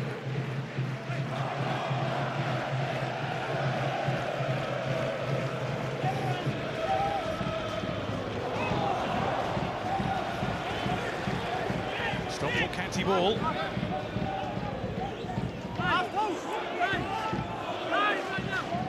Even the managers can feel the tension. Someone who's been through this process so many times. This is where they earn their money. Looking at the book, what can he do? What can he make happen? Will Collar removed. Odin Bailey introduced.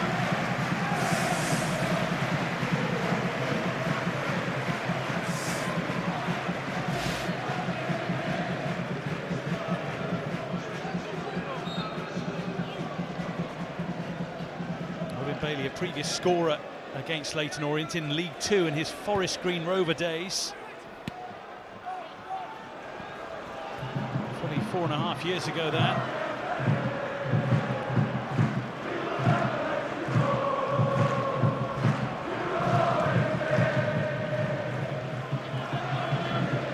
Galbraith's header. On from Donnelly. Ian Pye had a little to do there. Clare for James. They wanted it more. Bailey as a runner. In goes Sean Clare. That'll be a free kick at the very least. Brilliant from Alafe. Clare's saying it's not a foul, it is a foul. I'm sorry. It's physical, it's fast. Matthew picks the pocket there, doesn't he, James, and then he gets that touch away. I mean, no ball connection, it's just physicality. It's a foul. Now those in blue just look a little more sprightly, just a little more bright.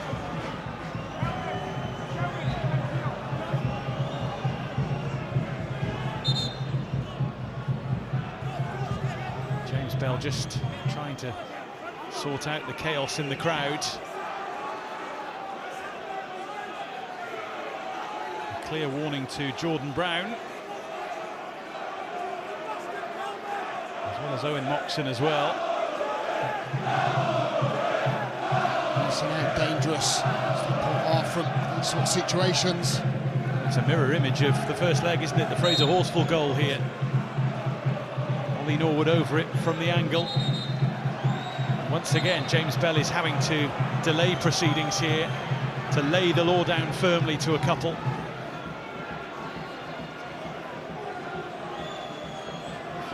Words.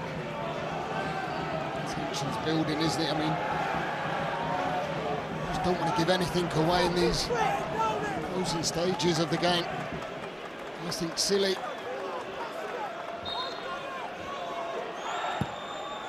In from Norwood. In the end, uneventful for the time being. Back in from Bailey. And into the gloves of Keeley. Horsfall trying to get in the way.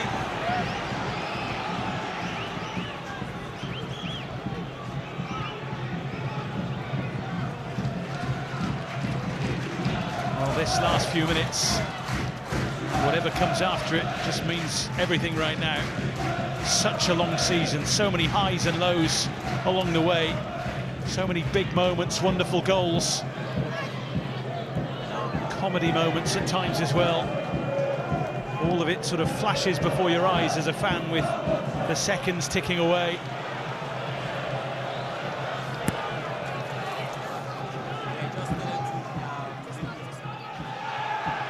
Late from Norwood's.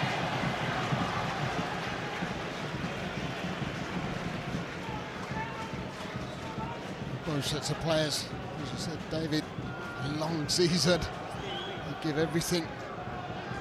They still are trying to produce performances to get to that next stage. And the rewards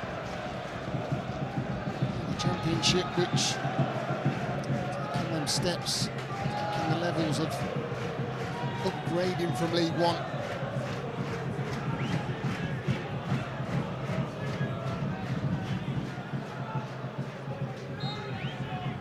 Josh Keeley to take.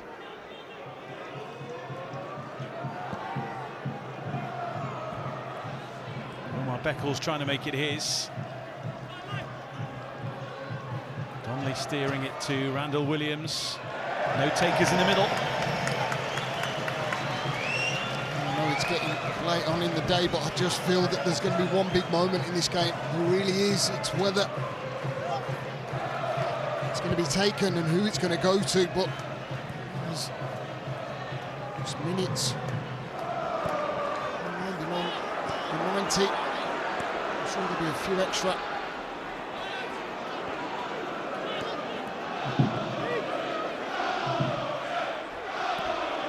Ethan Pye. Now there's a gap at the back which Leyton Orient will look to exploit. Kelman. Lovely darting run. Trapped all the way by Jack Diamond. Those fresh legs coming into really good use. That was fresh legs. It was a little boost, turn of pace.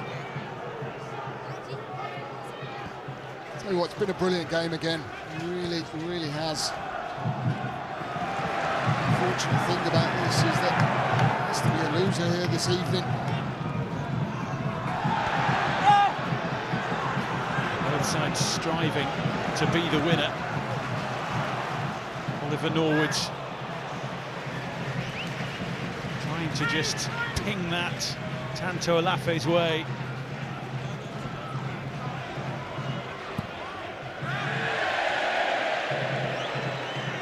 That one's on the roof. They don't come down easily on that side.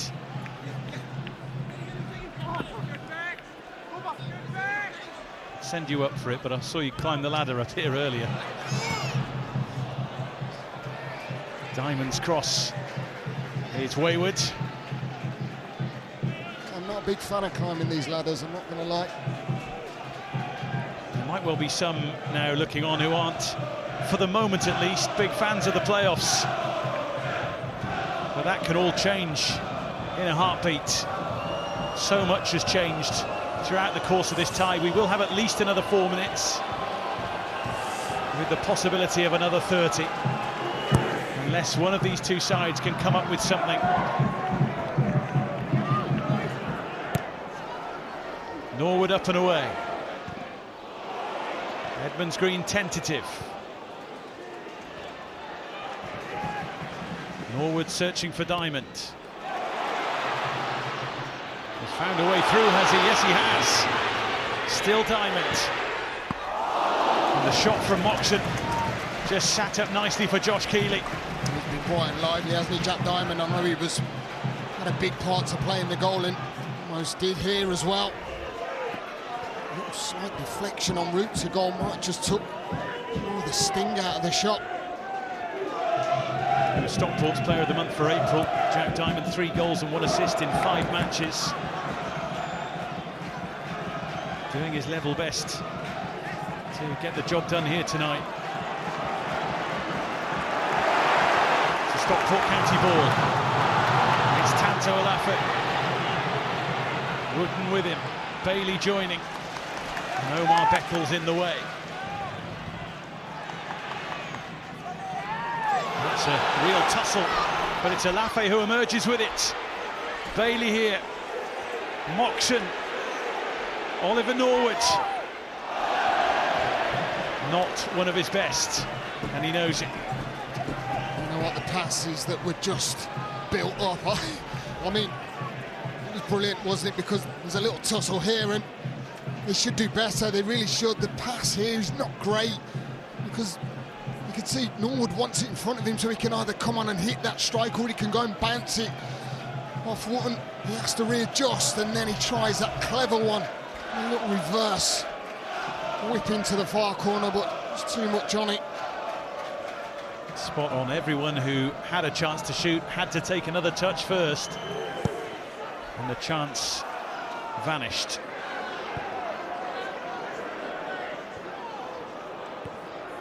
Galbraith, Ethan Pye, forward by Bailey. Oh, Beckles stretching, struggling. Alafe, and still!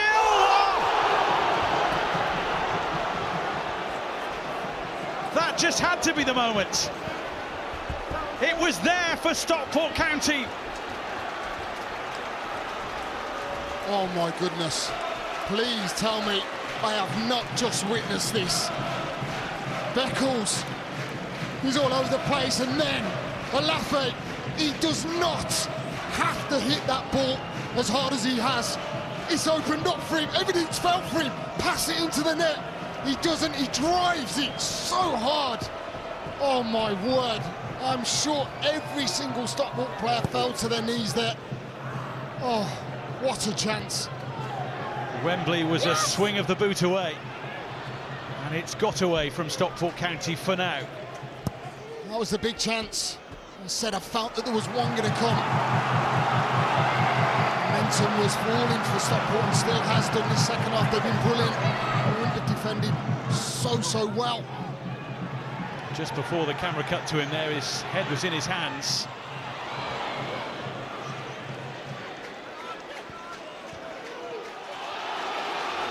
Maybe Orient.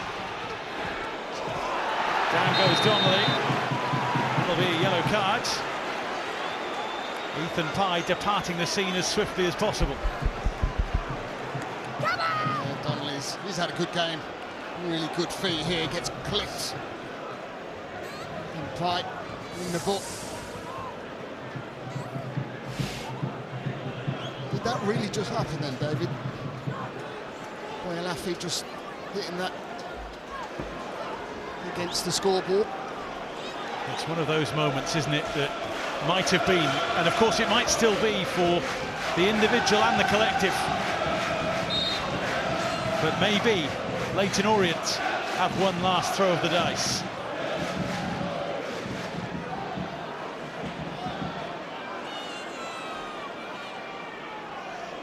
James to deliver.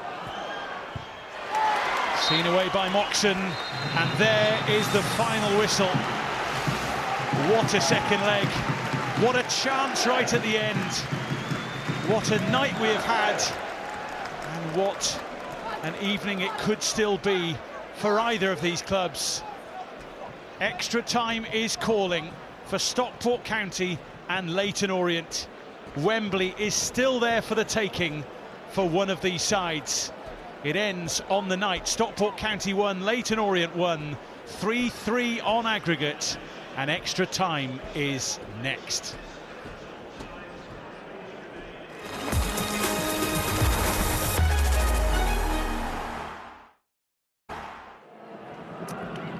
Extra time at Edgeley Park. Isaac Olaofo, the man that everyone is talking about here, his sublime equaliser, and then the miss at the end. Adam Lafondra, let's start with the moment of brilliance. You'd have been happy with this, wouldn't you? Yeah, to be fair, it's a great improvised finish. You know, Diamond cuts in from the left, and fires the shot speculative, and he does a great flick, sends the keeper the wrong way, and you know, the sort of brilliant finish you sort of dream of as well. And from the sublime to a chance squandered just minutes before the end of this game, Jordan Graham. There's one more look at the goal, but from a Leyton Orient perspective, your heart must have been in your mouth when this happened. Yeah, Jules, normally, you know, I'd sit here and say I was excited, but for the last 15 minutes of the game and this chance here, my heart was in my mouth. I think it's just very rash from Malafi. I think he just needs a little bit more composure. But, you know, these big moments in games, sometimes it requires you to do things that you wouldn't normally do. I'm sure in training he scores that every time over, but big moments in big games, and unfortunately for him, he hasn't hit the target. That was Wembley there for the taking. It wasn't to be, and that is why we've got extra time. Deep breaths, everyone. It is time for another 30 minutes. After the neutral, there's no one complaining about that. Let's get back to Lee Hendry and David Stow. Thank you, Jules. Well, we have a Leyton Orient change to tell you about before we get back underway. Dominic Ball is on for Jordan Brown, just to refresh that Orient midfield area. Those in red and white will start us again. Well, if you can take the tension, we have 30 minutes more for you. We're not leaving here without a winner, and this could easily still go either way. Yeah, it definitely could. I mean, there's going to be some tired legs out there. It really is. Everyone has given everything. A brilliant evening of football, end to end. Randall Williams. This is where the substitutes can really come into their own. Even he, with fresher legs than most, couldn't catch that one.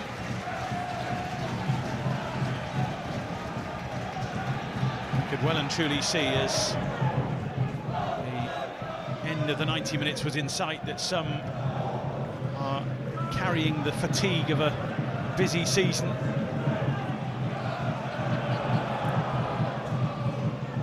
There's not just the physical energy expended tonight, the emotional energy as well. It's an occasion, not just a football match. Yeah, it is, and that's what people don't sometimes understand, is that emotion, the build-up, the approach, takes a lot out of your body, the concentration, and they have to go again. Diamond. Trying to serve it up for someone. Bailey was closest to it. Stockport County corner.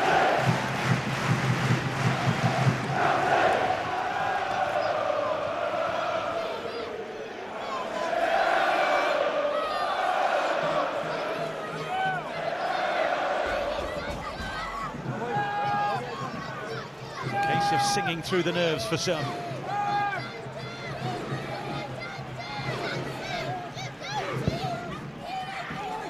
comes the corner towards Noyle.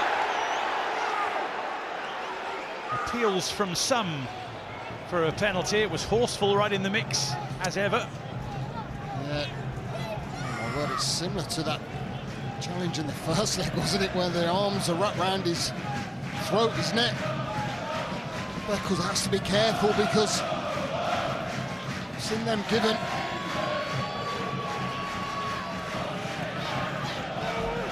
Well, in that first leg, both sides could have had a penalty. That was, as you say, a similar challenge by the same two players, or at least by Omar Beckles on Horsfall. Here's Randall Williams. Found a way through, but then found Corey Adai in the way. Well, we're going to see little mistakes like this, tiredness. This is what I said, thinking. That's where Williams pops up.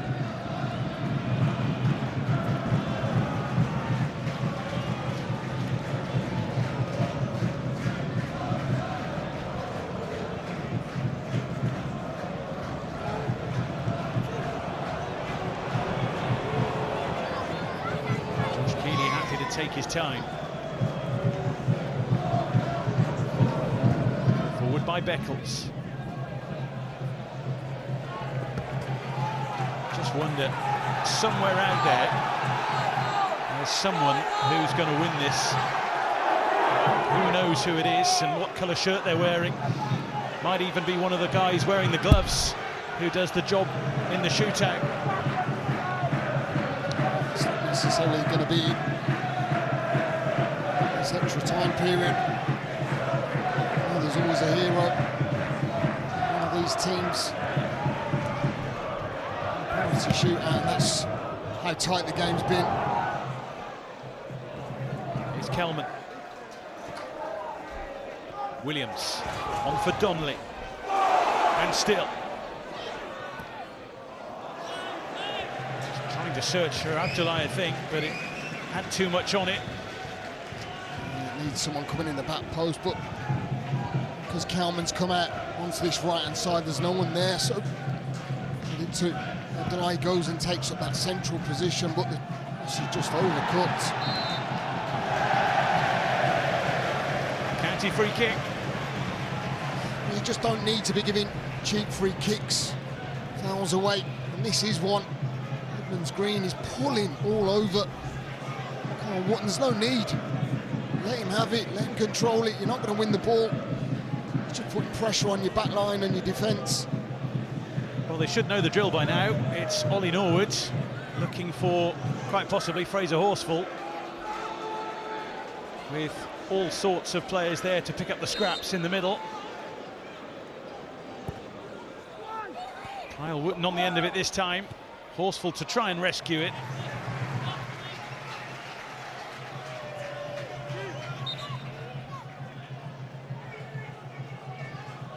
Well, these two sides have had some wonderful moments in the playoffs in the past. They've also had those painful days.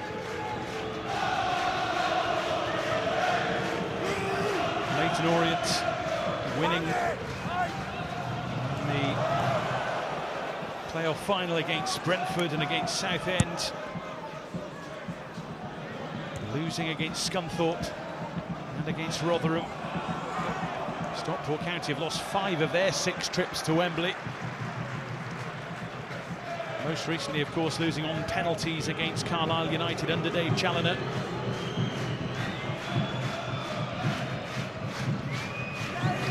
Losing 3 finals under Danny Bergara.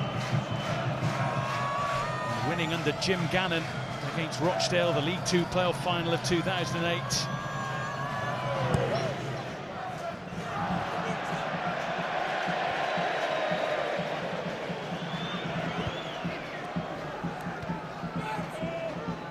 Goes Donnelly.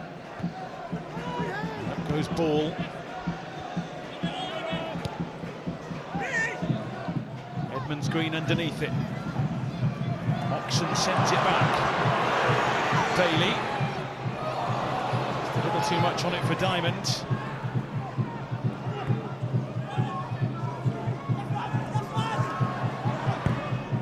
Diamond again. Beckles on the end of it. Intelligently cushioned by Kelman. Donnelly tried to return the favour. Oh, that was rash from Abdullahi.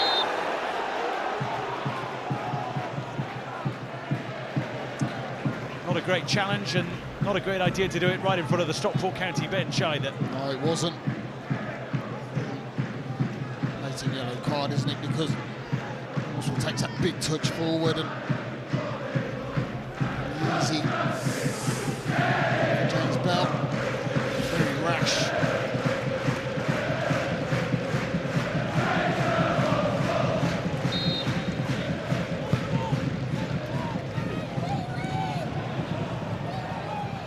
Horsfall's touch, bringing in Rydell.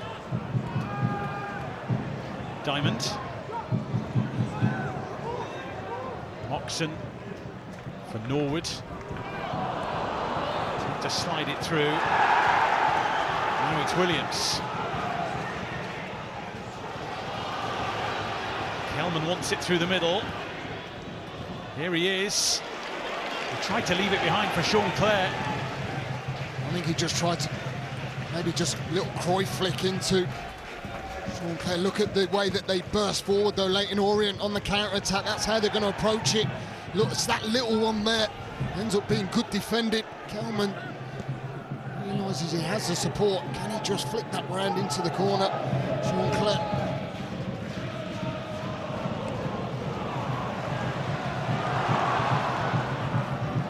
Kyle Noyle. Bailey. Backed up by Norwood. Wooten is after it. He has help from Rydell. And that is Keeley's all day long.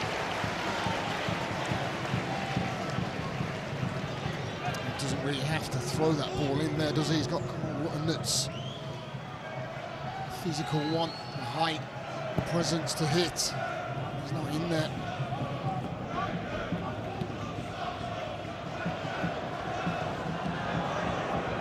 Green wasn't sure.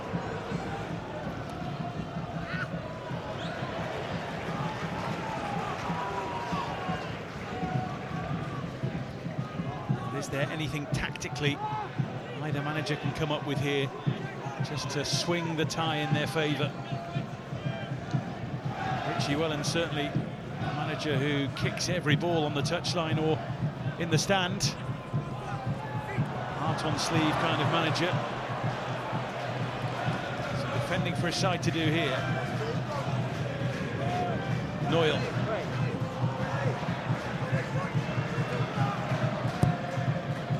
Over it goes. Moxon was in there. And Diamond wants it, so does Keeley, who took charge. Brilliant goalkeeping from Josh Keeley. Comes out, engages, positive. Knows there's an immediate danger if he doesn't. The ball was caught in a few different minds there. Stockport County suddenly were attacking and he had to sort out his own problem.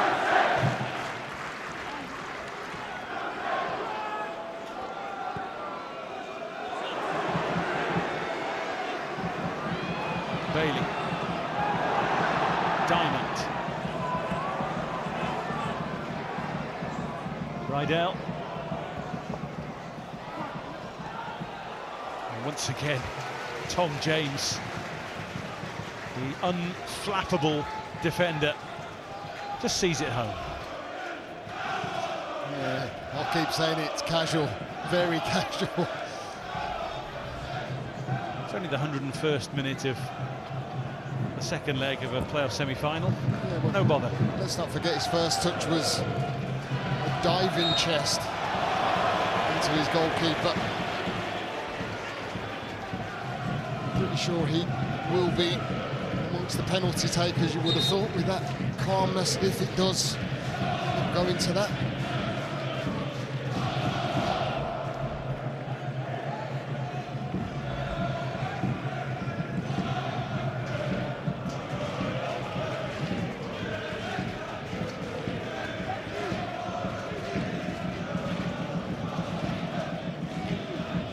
James to take.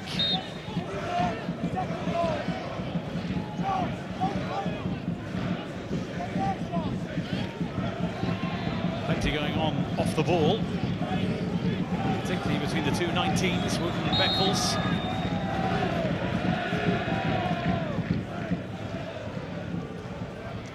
Away by Rydell, and again by Pye. Diamond's touch for Norwood. Rydell was trying to get there, Galbraith made sure he couldn't. Some good hurdling by Rydell, it would seem. Galbraith just checking on the welfare of a couple of stewards who were in the firing line there. Yeah, it was a nasty collision. I think they're all right. Just make sure that they were intended.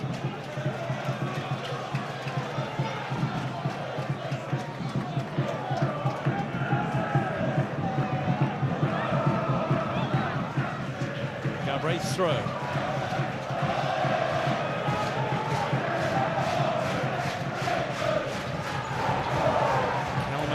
Not for the first time, tangling together. Moxon is down. And as he is holding his head, the game must stop.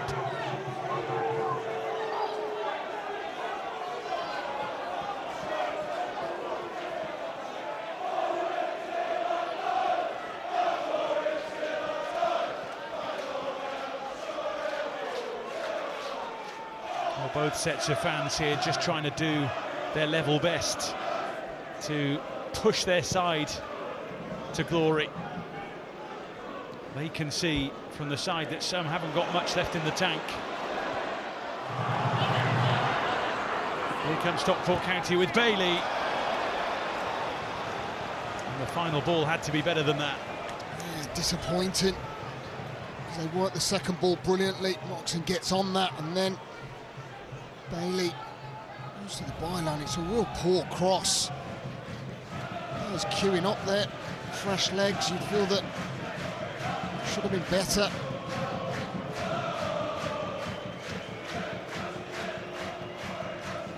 Well, this is where you look over your shoulder as a manager and hope that you've got someone who can make a difference, someone who has the energy. Brandon Cooper may well be that somebody.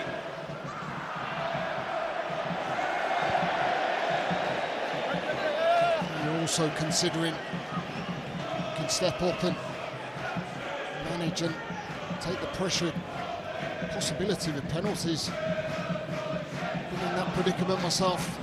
It's not nice when you get thrown on with seconds to go in a game and you have to step up, but There's also that pressure, isn't there, applied by the fact that you've been put on to take one. And we might well get to that point, but for now, we're facing 15 more minutes with this tie deadlocked. 1-1 on the night, 3-3 on aggregate. David, Lee, for now, thanks very much indeed. Time for the managers to have a word with their players as Dave Challoner calls in his Stockport team for a few, what he hopes will be words of wisdom. Richie Wellens just to our left here down at pitch side is getting his players in as well for a couple of words too. There he is. Alongside me, Joby McAnuff, Jordan Graham and Adam Lefondre. 195 minutes, still no separating these sides, Joby. I tell you what a semi-final. It's been tense in here, isn't it? I mean, Jules, we are right down by the pitch. The tempo and the intensity to this game has not dropped at all. And to say that, as you say, after 2 games and now we're into extra time, both teams still very much going for that, what would be, you'd have to think at this stage, that winning goal. So I can certainly see opportunities coming in this next 15 minutes, but massive credit to both teams for what they've put on so far. Adam, you've been in this situation back in the day with Rochdale, I think it was. You know what these players are going through right now. How tough is it? Yeah, obviously it's mentally draining if you've been on for the whole time. You know, you make sure you're physically ready for this and make sure that you can take that moment when it comes and be ready for that chance when it does arrive. And Jordan, it's that fine line as well. It's a chance to be the hero, but there's also, you don't want to be the one that makes the mistake that costs your team a place at Wembley. No, Jules, you're right, you don't. But you at the same time, you want to have a positive mind, positive energy, positive thinking going into these last 15 minutes, and hopefully someone can be a hero for Orient. It is so tense in here. You can hear the fans sat behind us shouting their instructions at the players as well. Will we get a winner in the next 15 minutes, or is it all going to come down to penalties for a place in the League One playoff final? One final further dice, it looks like, here for Stockport with another change.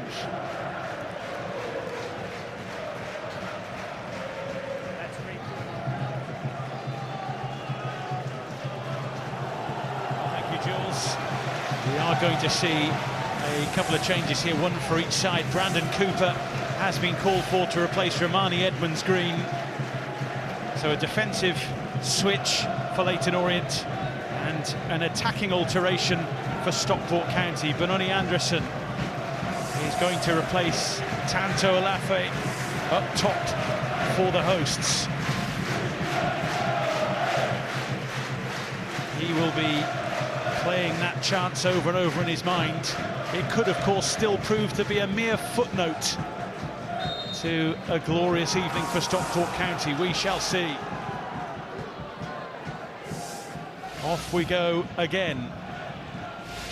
Once again, these two sides cannot be separated, but they have to be. Moxon back to Pye.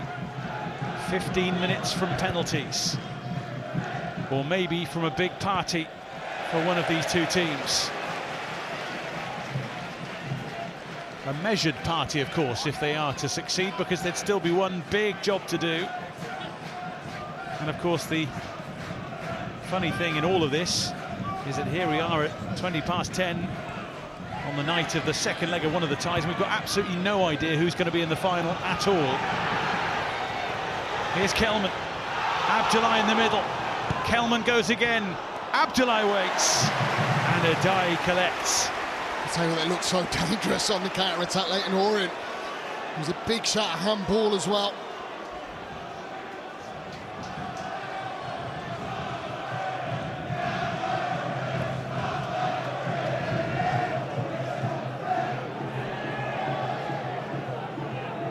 Anderson with the header, looking for Diamond.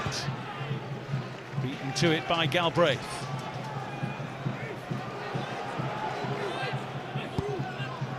Moxon. Neatly away from Clare. He breaks the way of Bailey.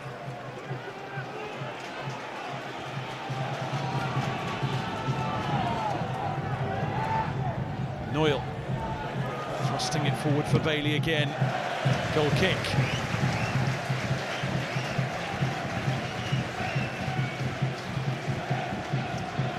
And what do you say to your players in these moments? That's the thing.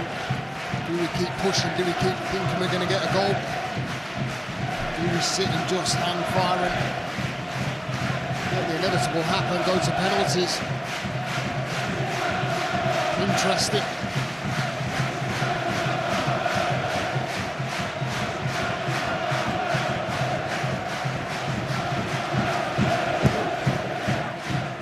Special atmosphere tonight, created by fans from both sides. A special tie created by players from both sides.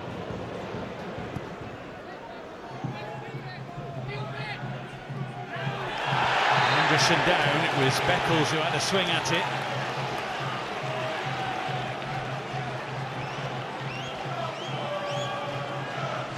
He's on a yellow card as well, isn't he? Beckles. Just a toe away from him though. Listen, there's no intent there, is there? He's just going to win the ball, and it's more clumsiness, tiredness. I'm sure he'll just be told that that'll be his last one. Yeah, it's always important to remember, isn't it, that not every foul is a yellow card. It's just when someone is on one, then the eyebrows are raised a little when they make contact with someone else for a second time. And from Norwood, Horsfall's there! And it was clawed away by Keeley. It was another fantastic delivery from Ollie Norwood. On the money. And pops up once again. It's a glancing flick from, there's a Horsfall towards that back post. And listen, it's one that I feel Keeley should make. He does it well. Make sure that going anywhere near his net. Such a casual-looking header, which could have meant so much.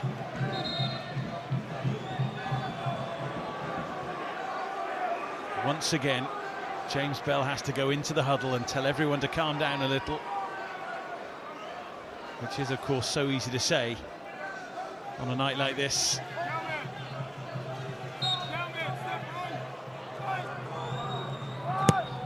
Norwood takes the low road. Moxon hits it. So many pairs of legs in the way. It is well worked, and what a time to pull out something different. Norwood, just a little cut back. It's not hit well at all, is it? Sometimes they can be scruffy and go in your favour. That one didn't. Norwood in again. Where's it going to bounce? Anderson hits it. It'll be given back to Norwood. And the header is very close indeed from Odin Bailey. It just kept on drifting outside of that post. Yeah, it did. It was a scramble. I mean, have a look at this. It's just getting kicked, and it once away from Leyton Orient. They reset. Oh, just it's a delightful teasing crossing once again, but Odin Bailey, I find them difficult to get the guidance, the power. You're always drifting away from goal. Surely if you're Leyton Orient, you just have to try and keep Oliver Norwood quiet. It's a very easy thing to say again, but he is the creator-in-chief. Leyton Orient's switch is imminent. Dylan Makande is going to be introduced.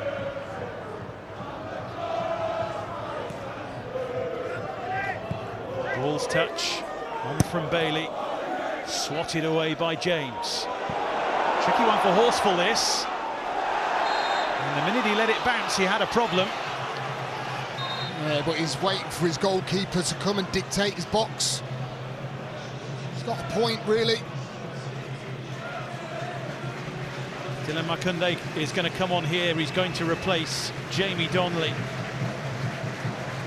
who, as he always does, has covered so much ground tonight. Has tried to be the difference. Yeah, he's had an excellent evening. He's tried to instigate things. He's got forward. He's run with the ball. His night's over. And Orient will hope that Jamie Donnelly pulls on the shirt one more time in the final at Wembley. The Tottenham Hotspur loanee.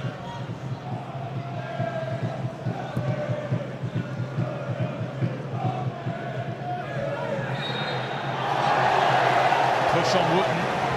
Sean Clare with the challenge, with the reaction, and gets a yellow card for what was said and how it was said.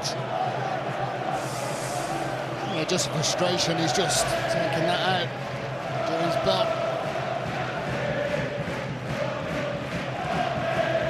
Keep composure.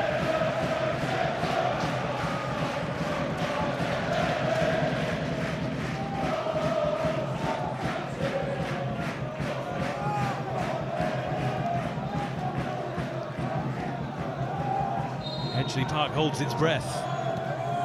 In from Norwich.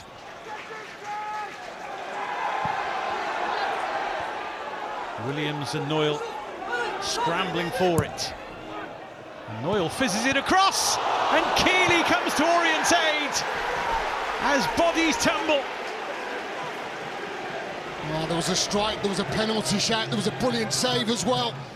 Noyle flashes this across. Struck towards that far post. It's wide open here. Orient are away. It's Kelman poking it through. Makunde is there, but he's offside.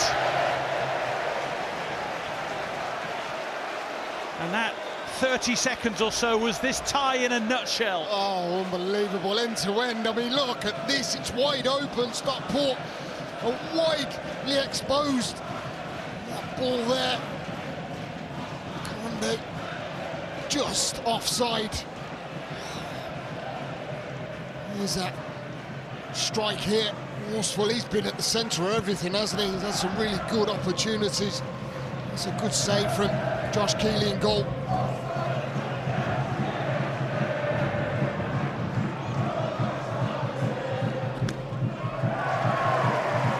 Sometimes extra time can be drab. You're really waiting for the excitement of penalties.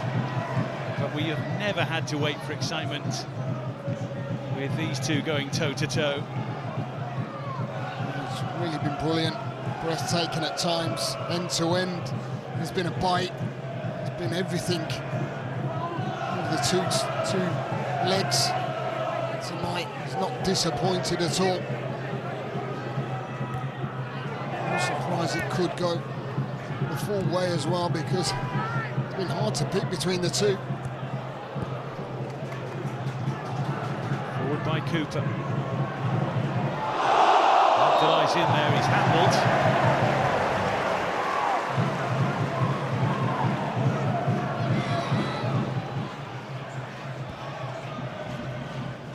Oh, how are the nerves? Who would be a football fan at times like this? Such a fine line between glory and despair. That's what the playoffs gives you. It's a great game. That's what football's all about, is it? But the disappointment, someone's got to be disappointed this evening. Makunde back to Galbraith, still full of running. He felt he was taken down.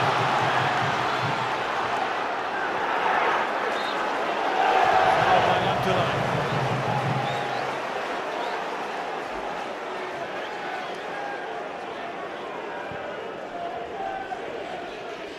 Norwood on with it swiftly.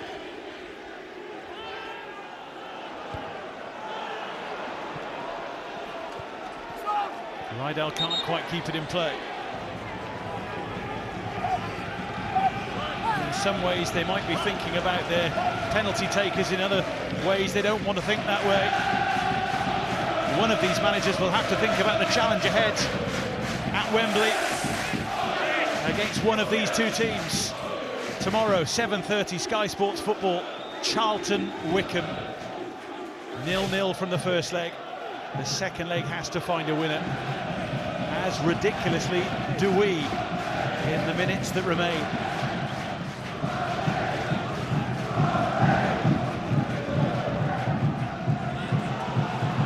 Kelman.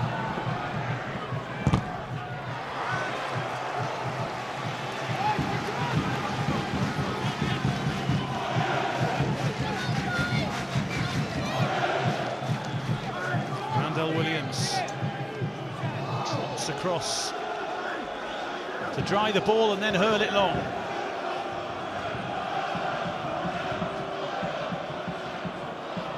Familiar faces in the middle.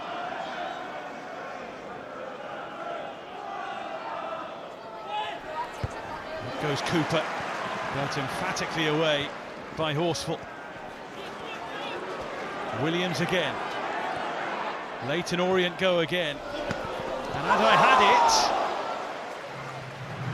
Cooper tried to take it off him. Well, it looked like he had it in his hands. Williams plays that ball in. Adai, been a little bit of a fumble.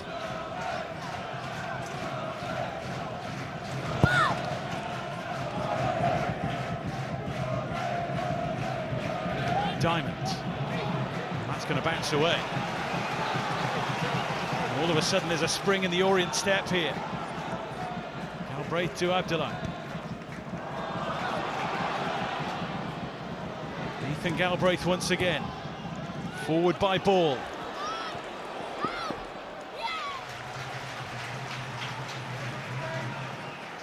Well, you almost daren't say this with a bit of time still remaining, but it does look as if we're going all the way to the spot. It does look that way. It's a cruel way, but that's just typified the two legs, hasn't it, really, to be honest. But that's a call, a winner. It's credit to both sides and managers. We've really had two fantastic games. Wooden's flick. Cooper, not once but twice.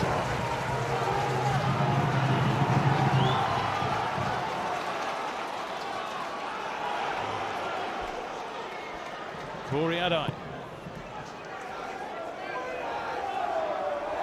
In the 120th minute, all of a sudden, it's Bailey!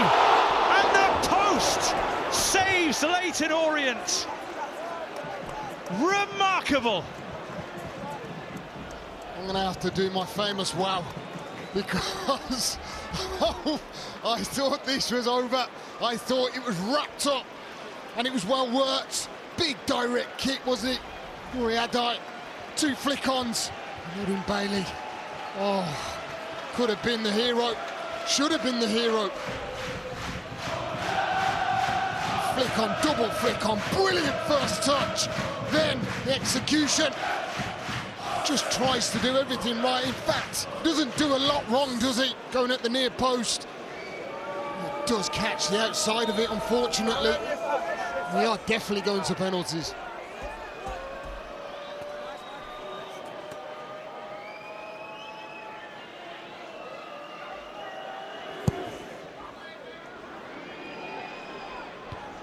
Noyle's header.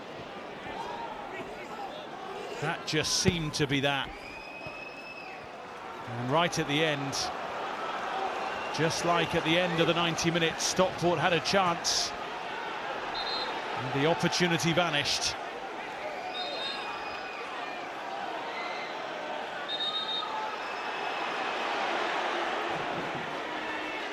One last throw forward.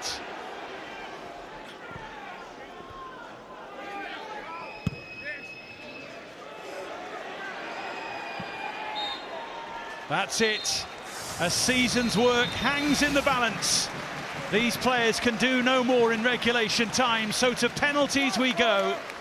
Both clubs have been an absolute credit to this game over 2 legs, but we still need a winner.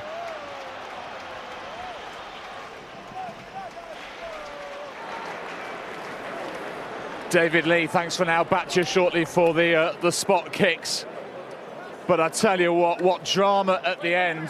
Walking down the touchline we are now as the players are around us, and Adam Lafondra, former Stockport County striker, alongside us. Adam, the chance at the end of the 90, and then the chance right at the end of 120 there for Odin Bailey. How are Stockport County not going to Wembley already? Yeah, you know, you don't want them to feel aggrieved because of the 2 big chances they've had in the first, obviously the first 90, and then in the last minute of that. You know, you just hope for a little bit more composure, and you know, I think Bailey now has to obviously put that out of his mind now when he steps up if he takes a penalty, and you know, take advantage of that really. I think that's going to be the big challenge now if he is going to be one of those penalty takers, because they are the opportunities, Jules, that you will be looking back on now. You know, should have stuck it away. Alafe's opportunity as well. But in terms of over the 2 legs, it almost feels like this was fate. You know, there's been nothing to separate both teams. They've put on a fantastic couple of matches over the 2 legs, and it's going to come down to somebody hopefully maybe being the hero and not missing, and maybe a goalkeeper saving it. And I maybe wonder, Jordan, as we look at your teammates huddled together, of deciding who's going to take these spot kicks, with those chances that came and went for Stockport, this could have been game over. They could have been heading for their summer holidays. I wonder if they maybe are thinking this could be their night. It could have been, Jules, yeah. And just like Joby touched on there, I think the boys, you know, they have to calm themselves down now. It was a very frantic extra time. I think over the 2 legs there's been over 180 minutes of football played, and it's been a wonderful spectacle. I think it's a great advert for League One. But now for the boys, they've got to look at the last-minute chance at the end of regular time, and then the last-minute chance there for Odin. He's put it wide.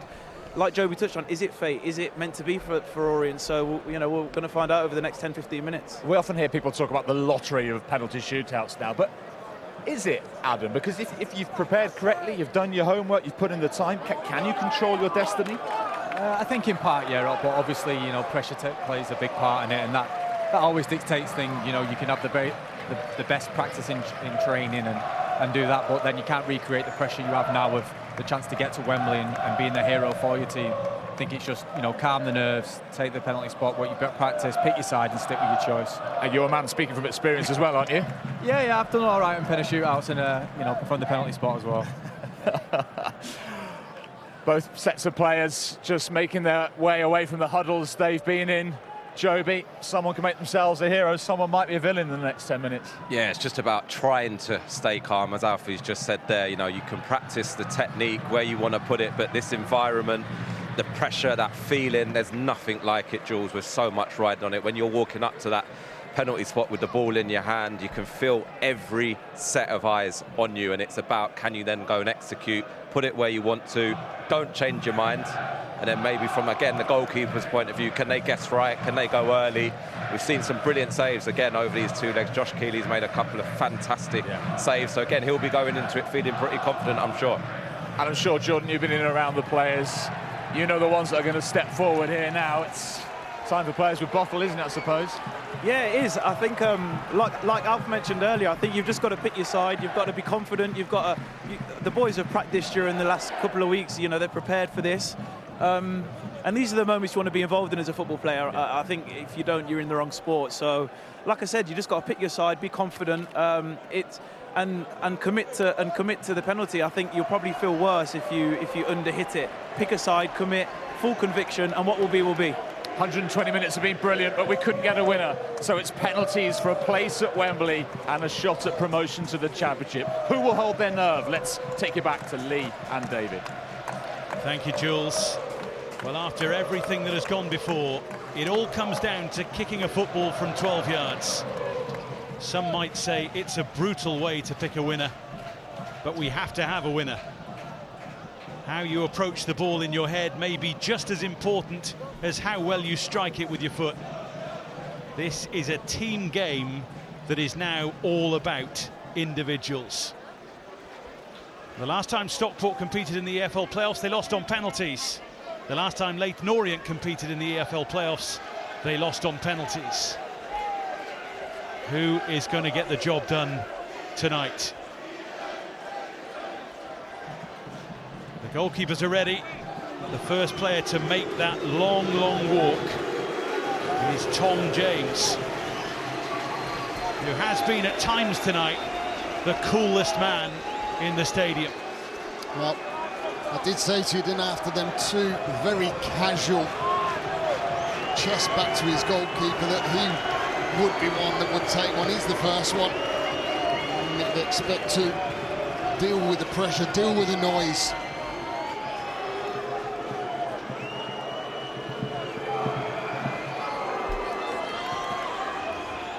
James to get us started in the shootout in front of the Stockport fans who just hope he fails.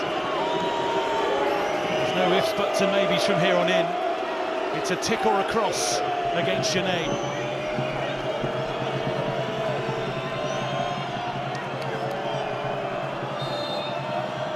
Here we go then. It is James and it is 1-0 Orient. That's a big penalty, by the way, that. I mean, the pressure, the lights are flashing behind the goal. The Stockport fans are trying to do their best to put Tom James off. Credit to him. He sticks it right in that far corner. It's a good start. So Leyton Orient with their noses in front. Stockport County must respond. And they turn to Mr. Reliable from the spot, Oliver Norwood.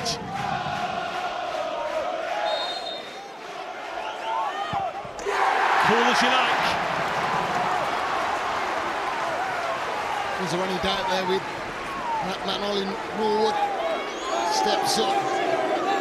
So much composure and class, as he has done all evening. Actually over the two legs and all season. Fantastic penalty. Sean Clare, the next to try his luck. A scorer here in September.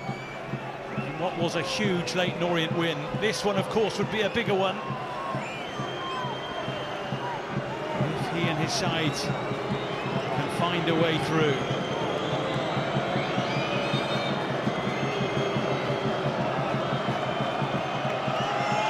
It is Clare. And he made it look so simple.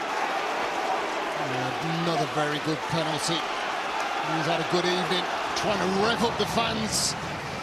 The right of us, really good. The pressure is unreal, trust me, walking from that halfway line. Putting the ball on the spot, making sure you pick your spot and you execute it right. Well, moments like this, shootouts like this are nervous, even if it's not your team, even if you're not really bothered who wins or loses. There's an adrenaline rush that comes with it. Jack Diamond for Stockport County. Saved by Josh Keeley.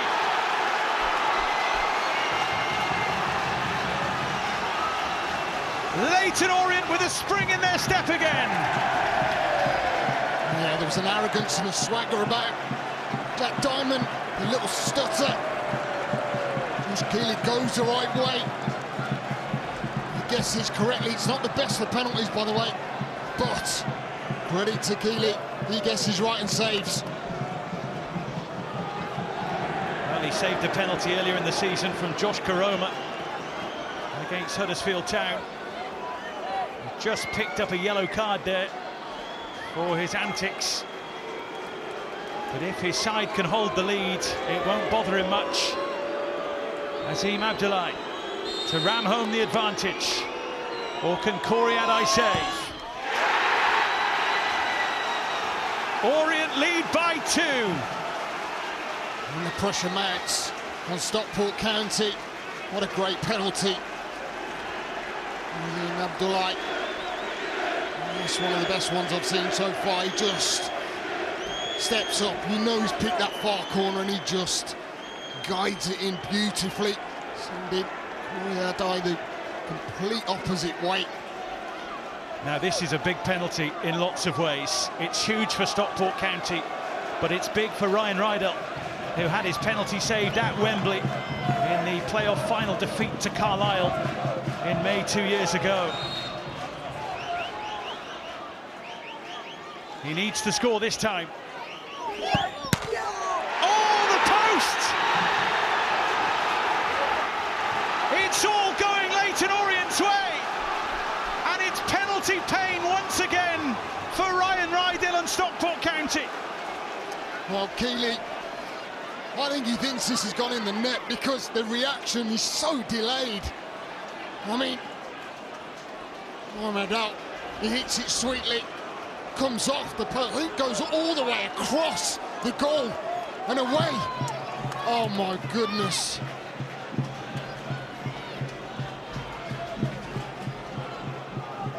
They can't believe their luck. And now it's Ethan Galbraith. One kick of the ball that can end the game and start the party, and there it is!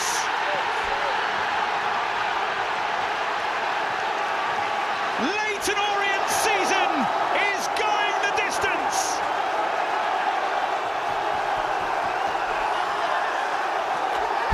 What a ride it has been under Richie Wellens, and it continues apace. Absolute scenes, look at Richie Wellens. The Wembley Arch looms large on the horizon, with a ticket to the Championship within touching distance. Stockport County gave so much and played their part in an enthralling doubleheader. There is so much to be proud of from the Hatters' point of view, but it is Leyton Orient who have a shot at second-tier promotion on the EFL's biggest stage. Stockport County won, Leyton Orient won on the night, 3-3 on aggregate, but it's 4-1 to Leyton Orient on penalties. Oh, I mean, the scenes down here, it's remarkable. Do you know, I just want to say to Dave Challoner and his Stockport side, brilliant, really, really good, and commiserations. I mean, what an unbelievable 2 legs we've had. I've got to congratulate this Leyton Orient. The way they approach this second leg, they give absolutely everything. Credit to Richie Wellens and Leyton Orient, all them travelling fans. Listen, we've seen 2 good, very good teams on show from League One. Someone had to win. Less credit. Leyton Orient, excellent. I said the winner would come out of this. Personally, this team, on the 25th! Brilliant to see, it really is. I mean, commiserations for them Stockport fans. They've come in their numbers this evening. They have to go again, they have to believe, they have the quality. Credit to Leyton Orient. Such a shame that someone has to lose. The team who finished in 3rd place have to go and try and do it all again next season. The team finishing 6th is on the way to Wembley. That's the playoff lottery, and it is Leyton Orient's night. David Lee, thank you very much indeed. Contrast the scenes of jubilation for Richie Wellens and his Leyton Orient players as they charged over to celebrate with the fans over on the far side who made the journey from the capital. Contrast that to the scenes of despair among the Stockport fans as they trudge out of the ground to our right here, and the Stockport players who sunk to their knees at full time. But Omar Beckles will be leading his side out at Wembley on May the 25th in the League One playoff final. Joby, Adam and Jordan alongside me here, pitch side. Joby, I think David summed it up perfectly there when he said such a shame in a semi-final like this that one of these teams had to lose. Yeah, they were so evenly matched over both legs and gave us a fantastic spectacle over the 2 games, and it is a shame because there was nothing to separate them. There has to be a winner. I mean, for me personally, and seeing what that club's been through, for them to get back to a final, you know, after everything that's happened at Leyton Orient, huge credit to the owners, everybody behind that football club, and these players here. They've earned that little bit of fortune. They had to ride their luck.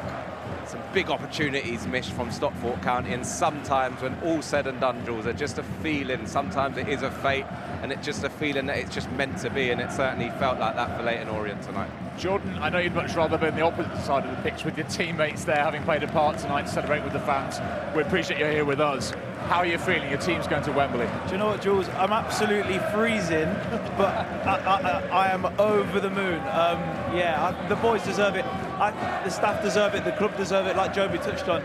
There's been a difficult period, you know, at Orient in the last 10 years, and in the last 3 or 4 years, there's been a real positive feeling. And I see day in, day out how hard the lads work, the staff work, the fans show up in their numbers week in, week out, home and away. I'd like to give a special mention to Stockport. I thought they were excellent over the 2 legs. And like Joby said, unfortunately in football it can be brutal. There has to be a winner and there has to be a loser. But you know, credit to both of these clubs. They've put on a great advertisement for League One football over these 180, 190 minutes of football. And yeah, I must say I do feel for the Stockport players. They gave a great account of themselves, but on the other hand, you know, I'm absolutely delighted. I can't wait for the 25th of May now. Bring it on. I bet. Well, the Stockport fans that we can see filing away to our right here with glum faces. Adam, which you've got here as well. You're a Stockport lad. This is your club. And how hard is that going to be to take tonight? Not only the manner of the penalty defeat, but also, I suppose, the chances they had to win at the end of 90 minutes and at the end of 120 minutes as well. Yeah, as we alluded to before, you know, the chances are massive in the game, and obviously in extra time as well. And you get to penalties and it's a lottery, and obviously Leyton Orient have won on penalties, but I think it's important for Stockport to take stock of the season as a whole. They weren't thinking of a promotion push at the start of the season, and they've come a long way this season, and I'm sure they'll be back better and stronger next season for the push again. Guys, we'll talk more very shortly, but let's get some reaction now and join Juliet Ferrington. Josh, Ethan, 2 absolute Leyton Orient superstars. Richie Wellens just walked past. Josh says you're the new Shay Given. I think that's a compliment to the max, to be fair. But, I can't believe it. Can't believe it. It's a dream come true. Everyone wrote us out at the start, but now look at us in the final. What a match the 2 legs have been, but what save, and what a penalty save that was. A lot of people just say it's my job, so, you know, I'm happy to save a pen at the end of the day. Obviously, Royce gives me the details, and I'll stick to it. I trust my gut, I trust his gut, and I went with it, and I went the right way one time, and that's the difference, isn't it? And Ethan, just as good as his saves are, what's it like to score the winning penalty in a shootout in a game that's been just so tight between you 2? Yeah, it's unbelievable. We've worked hard. Credit Stockport, they sort of stuck it on us, to be fair, in extra time, but the resilience of this team's never to be questioned. I think the gaffer says it most weeks. Even when we are on the back foot, we can counter-attack through the attackers we have, and then obviously a big man at the back's quality. So many moments in the 2 games, so many big moments as well, but you've shown that resilience, you mentioned that, you've shown that character. It just ebbed and flowed, this one, didn't it? Yeah, definitely. We spoke at half-time, we started well, and then we started getting a bit negative towards like the end of the half. Second half, we started playing like we can a bit more. Sometimes you have to ride your luck, and then Josh, he's made a couple of unbelievable saves, but to go on, obviously, penalties, it's 50-50 really. Sort of win on penalties sometimes makes it a bit sweeter. And a word on the fans, they are behind you. You went to celebrate with them. They've got a long journey to go back, that's for sure, because of the time this match has finished. Oh, I'll tell you what, they won't be complaining about the time they get home. Sorry, didn't mean the course. I think they're just as buzzing as all of us. It means the world to them with a lot of what went on with the club a couple of years ago and stuff like that, and to be in the final, I don't know how to explain it for them. To be in a final as well, what does that mean, one step away from the second tier of English football? Yeah, it's a dream come true, I think, for all of us. Like Josh said, I think a lot of people sort of wrote us off at the start of the season because didn't get off to the best start, but we've shown we can do it and we've shown our quality, so just happy to be there. Well, you're there now. Buzzing. Good stuff, I'll let you go. Congratulations. Cheers, thank you very much. Juliet, thanks very much indeed. Just apologies, by the way, for a bit of colourful language you heard there. I think we can understand the over-exuberance given what has just happened on the pitch behind us. And look who's with us now. Omar Beckles, the Leyton Orient captain. You're going to be taking your team to Wembley. How do you feel right now? Yeah, overwhelmed. Special achievement. We've overachieved all season, punching well above our weight, especially with the start we've had, with the personnel that we've had missing. To do what we've done against a very good side, by the way. The points tally doesn't lie with how well they've done this season. And to come here and to stay in the game and to be able to take it to penalties, we always back Josh Keeley. He's done it many times this season. So I'm just overly proud of the boys. Yeah, massively proud. And having seen those chances that Stockport had in the final minute of the 90, the final minute of extra time, seeing those chances coming and go, did you think maybe it was your destiny to get through tonight? Oh, 100%. You feel like it's written. You feel like by God's grace, that's the only reason why we've ended up in the final, honestly, because they've had some very good chances. And many teams come here and crumble at the end of the day, but somehow they did not put in the net. So we're buzzing for that to be the case, and yeah, buzzing to be in the final, yeah. Omar, I just want to touch on the spirit of the group, and we saw in that first game in terms of the ability to just hold up at some point and really just hang in there, because they started the game really well. And then again tonight, periods of pressure that you rode out. You had a big battle with Fraser Horsfall from a physical point of view. How tough was that for you? And again, did we see exactly why you are here today as a team? Yeah, look, the reason why we got into the playoffs in the first place was because we had to face loads of adversity. We've had to come from behind in so many games. I think probably 4 different games to actually get into that 6th position. So we've had to face loads of adversity, and it's going to hold us in good stead. I've been in the playoffs before where you've cruised in, you're sitting in there, and the moment you face adversity, you're like, oh my gosh, what's this? So the boys have got the character, and it's a young group as well. They've got the character to face that adversity. Look, Horsfall's unbelievable in the air. They as a team, they're brutes, and it's tough to get around and grapple him and mark him. I'm just pleased that he didn't get on the end of one and score at the end of the day. But yeah, look, credit to the lads, the team spirit, the togetherness. We're going to need that in the final to hopefully get over the line. Omar, just with the way obviously you played within obviously the 120 minutes, what's the belief like in the boys with the way you stuck to the philosophy of playing out from the back when under a lot of pressure from Stockport? You just continue to play out from the back and in the belief in the way you play.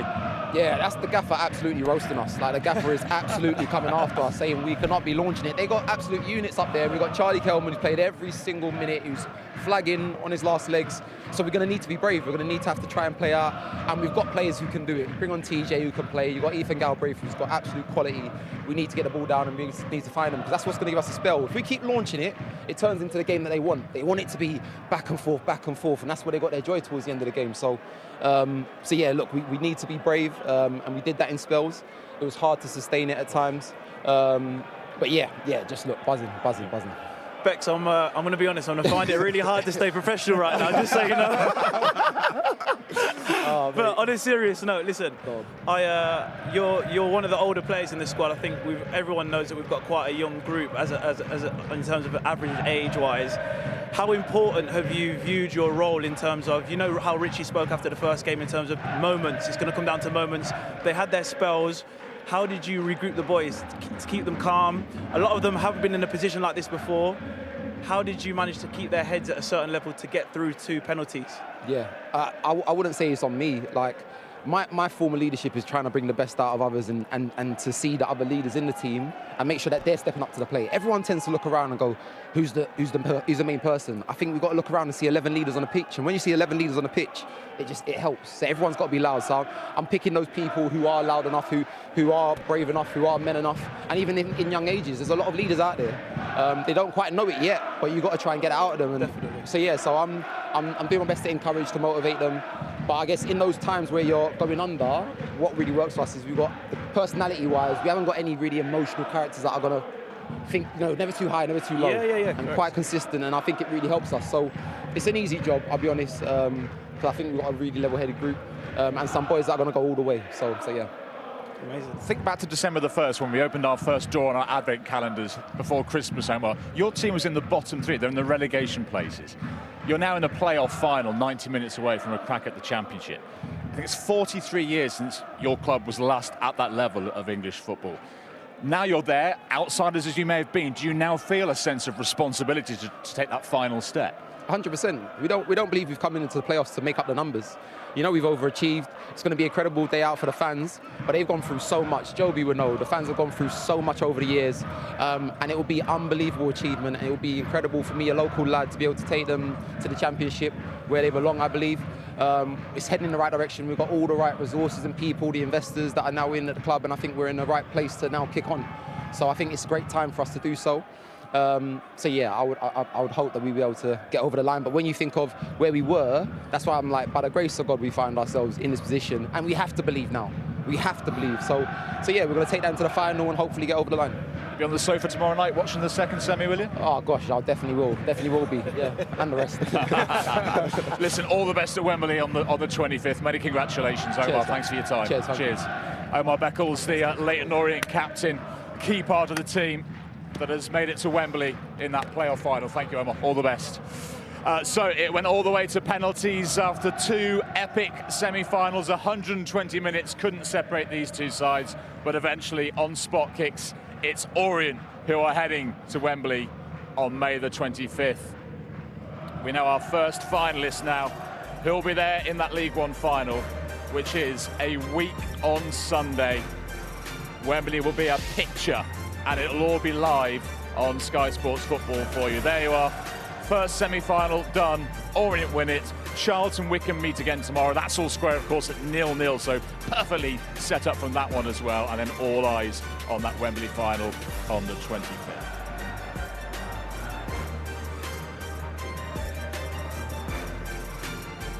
And there it is. The arch awaits Leyton Orient and one of these other teams, Charlton or Wycombe. The National Stadium will host the big final for a place in the Championship, along with Birmingham City and Wrexham next season. Just confirmation of the date there, May the 25th, Sunday week, midday. Join us, Sky Sports Football. Cannot wait.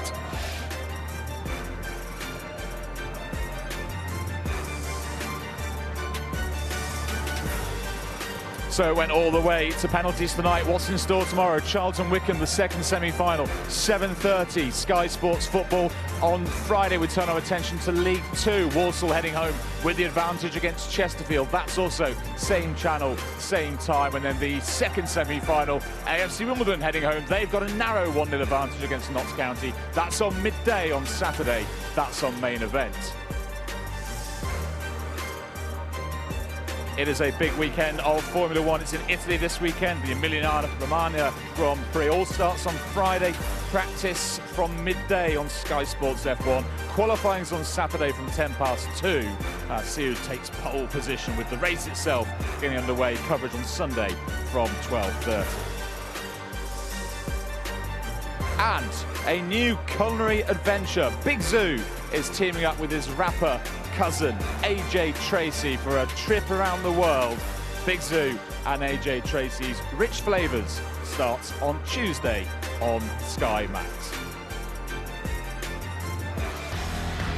Well, both of these sides served up a pulsating encounter here at Edgeley Park, but it is Leyton Orient with the chance to taste promotion at Wembley. They are into the playoff final. More reaction next.